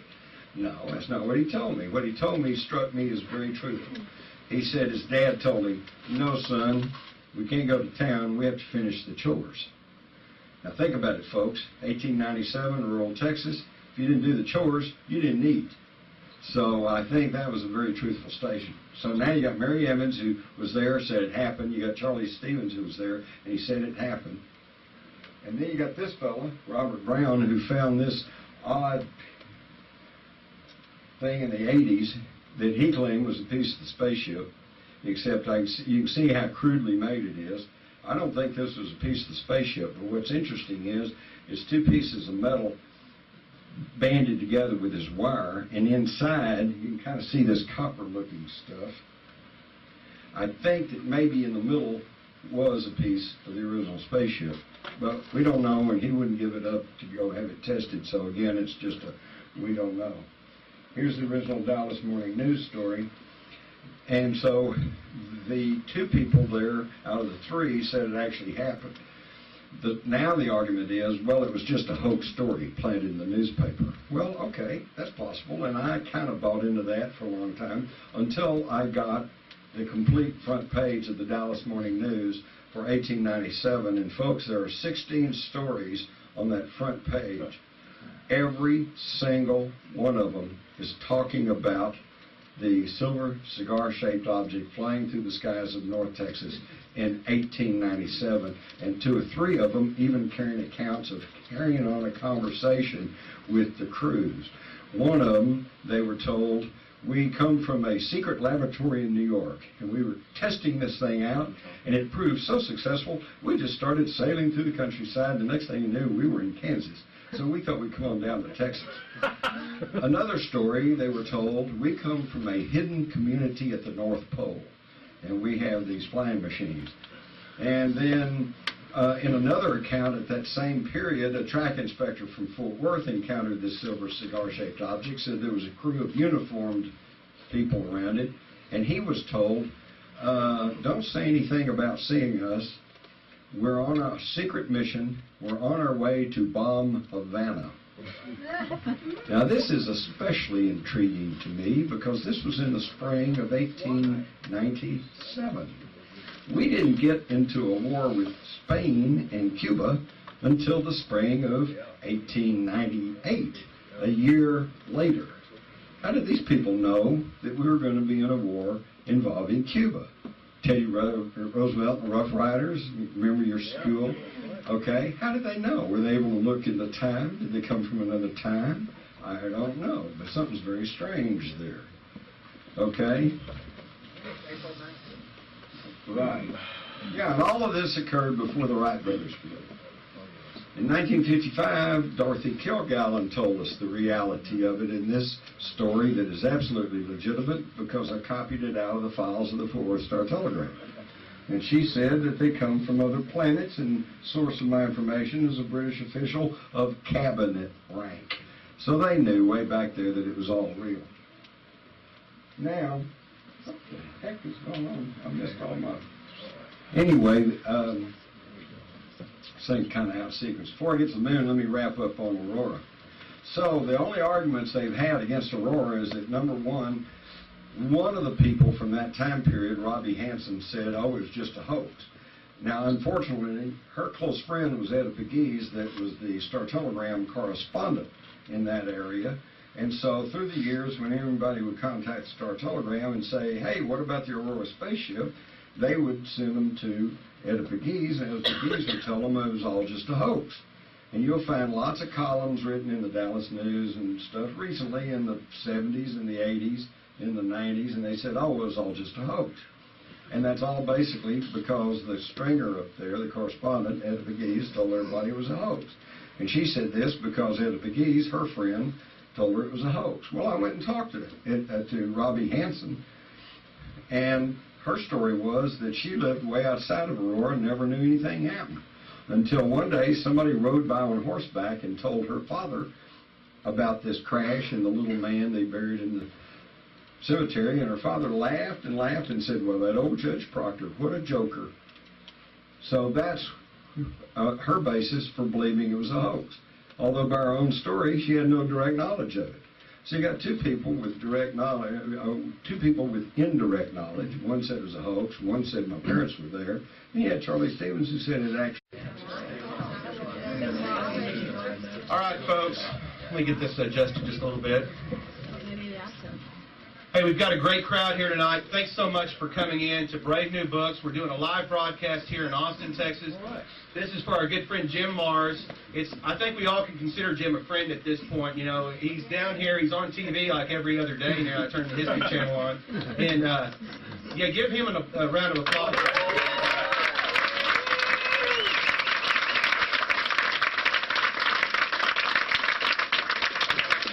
you know, we're blessed here in Texas to have people like Jim here, native Texans, and then we're cursed at the same time because, you know, there's a yin and yang going on. For all the good we have, there's a lot of evil emanating from here. And before we get going on this alien agenda, we're going to talk about something real quick. Monday at the state capitol, if you guys can be there, I need you to get there. We've got a Senate bill coming up, and it's on the animal chipping, on the NAIS, and the premise ID. You know, I'm not going to bore you with a bunch of elite quotes and Kissinger quotes, but you know, they know that if they can control the food and the water, they can control you. Obama's got his little million-man army in place, this little green revolution army that's going to monitor food now. And there's also bills to keep you from growing food. So be very aware, you know, we can't do much fighting against what's coming unless we can have a little bit of food in our belly. So the website to go to, sorry about this boring part, but it's really important, farmandranchfreedom.org. That's Judith McGarry's website. It's farmandranchfreedom.org. And Monday, the 23rd of March at 3 p.m., and it's in the extension. It's kind of the catacombs of the Capitol where they do the, you know, administrative business, not the legal business of government. But yeah, it's room E1.012. E1.012. Guys, get there, sign up, and if you can't do that, go to the website, and there's some forms to send emails and letters to your senators. We've got to protect our food integrity at this point. Not everybody's going to want to eat fresh food. They're going to have food of convenience, and that's okay for most, but we need to arm ourselves. What time is it? 3 o'clock Monday. Very, very important. Be there. Please be there. Very important. All right. My name is Kevin Smith, and I've been involved in the truth movement and the patriot movement, or whatever, alternate media movement, whatever you want to call it. And I did a lot to make 9/11 more acceptable to mainstream. And I looked for a lot of avenues to get that message out there where we wouldn't just be preaching to the choir all the time, and make it, and figure out ways that, you know, someone's ox was being gored. Maybe not the way mine was, but a way to reach out to them and make them understand that, hey, there's some things about 9/11. It's an inside job. You need to research it. And one thing I used to run away from with, like, my hair on fire, was anybody that was talking about UFOs. Anybody that, and not because my father was an aerospace engineer. I was taught to fly by a 2-star general. These are things that we all knew, but if you didn't want to risk your career, you kept quiet about it. And I just looked at it from a point of view that whenever I've been challenged about 9/11, it's the Bigfoot, the grassy knoll, Chupacabra, you know the routine, it's the template they use to tear you down. So I always tried to separate it. But there's a problem, though, because once you start to understand in any of these topics that you've been lied to, and the history that you've been fed was incorrect, or at best a spin of the real truth, then you start to see a lot of commonalities. And when you understand about the JFK assassination, it makes it that much easier to understand about the Nazis running this country now. And so these things start to become intertwined. But we run into a problem, especially in 9/11 Truth, is that once we came up with a sexy new theory on something, we tend to cast everything that we knew that was proven away. And I think it kind of goes to that Goering saying, you know, the bigger the lie, the more apt people are to believe it. So we run into a problem with people wanting to have the newest, sexiest thing that they can get excited about, maybe put their name on and claim their claim of fame. So what we have here with Mr. Jim Mars is a professional, trained journalist, an investigative reporter, and the oxymoron of being Army intelligence also. But we have a real Texan that looked into the stuff in depth, speculated very little, and built facts around his case, and was able to present it in a way that's understandable and acceptable. And that's one of the... Jim, you're the only guy. You're the only guy that I will let mix 9/11 and stand in the same shot with in UFOs, because he can defend it. He can break it down, and he can say, well, today we're talking about aliens or UFOs. Tomorrow we're going to talk about the Nazis and 9/11. So I wouldn't get up here and introduce a guy like this if I didn't have full faith in him. So I'm going to shut up. Everybody, Jim Mars, we're going to talk about UFOs.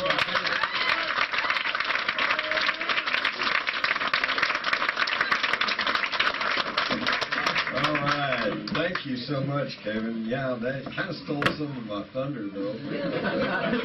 But he's absolutely right. When Crossfire came out, and right after the Oliver Stone movie, you know, I was the darling of the JFK research community. And then I wrote Alien Agenda. I was disinvited to their conferences, you know. I was held at arm's length for about 6-8 years because I wrote about UFO. And my main message tonight is, if you dismiss the whole topic of UFOs, then folks, you will never, ever be able to truthfully understand what's going on in the world, because you've just tossed out a big piece of the puzzle. So with that, let me bring you up to speed on UFOs. Some of this is old stuff to some of you, some of it hopefully will be new. Oops, I guess it helps turn it on. Okay, first off, you go back and if you go Google UFOs or go back and look at the newspaper clips, you'll find that since 1947, there's been a literal barrage of information. And yeah, some of them are hoaxes, some of them are deluded people, some of them are strange, you know, but hey, you can discount half of them or more and you still have a significant number of reports. It means there's something going on, okay? Now, early on, the explanation was that there's nothing up there, folks. It's all just hallucinations or some sort of group psychosis. Well, you know, even as a young reporter, I thought, oh, wait a minute. A heretofore undiagnosed, contagious mass psychosis. Whoa, what a story. But you don't see that anymore, do you? And you've never seen anything about that because it's not true. And you don't ever hear these explanations anymore, but why? Because now with YouTube and the computer, there's not a day goes by that somebody's not posting photographs and film and camera snapshots of a UFO. So obviously you can't take a picture of an hallucination or of a psychosis. So that explanation, you don't hear that anymore. So today it's, oh, well, it's just misidentified aircraft or satellites or the planet Venus, or probably it's secret government test craft, okay? So I always thought, well, wouldn't it be great if there was a really documented story of a UFO that occurred before any of that was in the air? And you know what? There is. And it, of course, it all got started with Kenneth Arnold, 1947, and that got the whole flying saucer thing going, but they all said, well, it's just misidentified aircraft. Well, it was recorded in Aurora, Texas. Here's the story that appeared in the Dallas Morning News, April the 19th, 1897. 6 years before the Wright brothers flew. 6 years before the first powered balloon flight in the United States, the California era. About 6 o'clock this morning, the early riser of Aurora was astonished at the sudden appearance of the airship which had been sailing through the country, traveling due north and much nearer the earth than ever before. Evidently, some of the machinery is out of order because it was making a speed of only 10 or 12 miles an hour. Think about that, 10 or 12 miles an hour. Anybody know about aviation? Anybody know about lift? It's not airspeed, is it, Kevin? Can't stay in the air at 10 or 12 miles an hour, so there had to be something else going on. It sailed directly over the public square, and when it reached the north part of town, collided with the tower of Judge Proctor's windmill and went to pieces with a terrific explosion, scattering debris over several acres of ground, wrecking the windmill and water tank, and destroying the judge's flower garden. Shame, shame. The pilot of the ship is supposed to have been the only one on board, and while his remains are badly disfigured, enough of the original have been picked up to show that he was not an inhabitant of this world. Whoa! And there's a picture of the little tombstone because he was buried in the Aurora Cemetery. And there's a photograph of the little headstone, so you'll know that I'm not just making this up. And when I got onto this story in 1973, that headstone was still there. And it was very interesting because, as you can see here, we put a chalk outline on the little design that was etched in it. And you see this inverted V with little circles along the center of it. Now, so far, I'm trying to deal with conspiracy facts. People accuse me of being a conspiracy theorist, okay? I sometimes bristle at that because I try to explain, if you can prove something, it's not a theory, all right? But now here's a theory. I was under the impression, because you can see that this side of it kind of rounded and then it's broken off here in the middle. So I was kind of under the impression when I was looking at it that it looks like half of it may have been broken off at some point, and you're only seeing half of what the original headstone was. So if you extrapolate the thing over to here and you duplicate in reverse this, what have you got? You've got a saucer-looking object with little portholes running along the side, okay? But did it happen? In 1973, there were 3 people still alive who were alive in the Aurora area in 1897. One of them said it was a hoax. One of them, Mary Evans, said, no, I remember my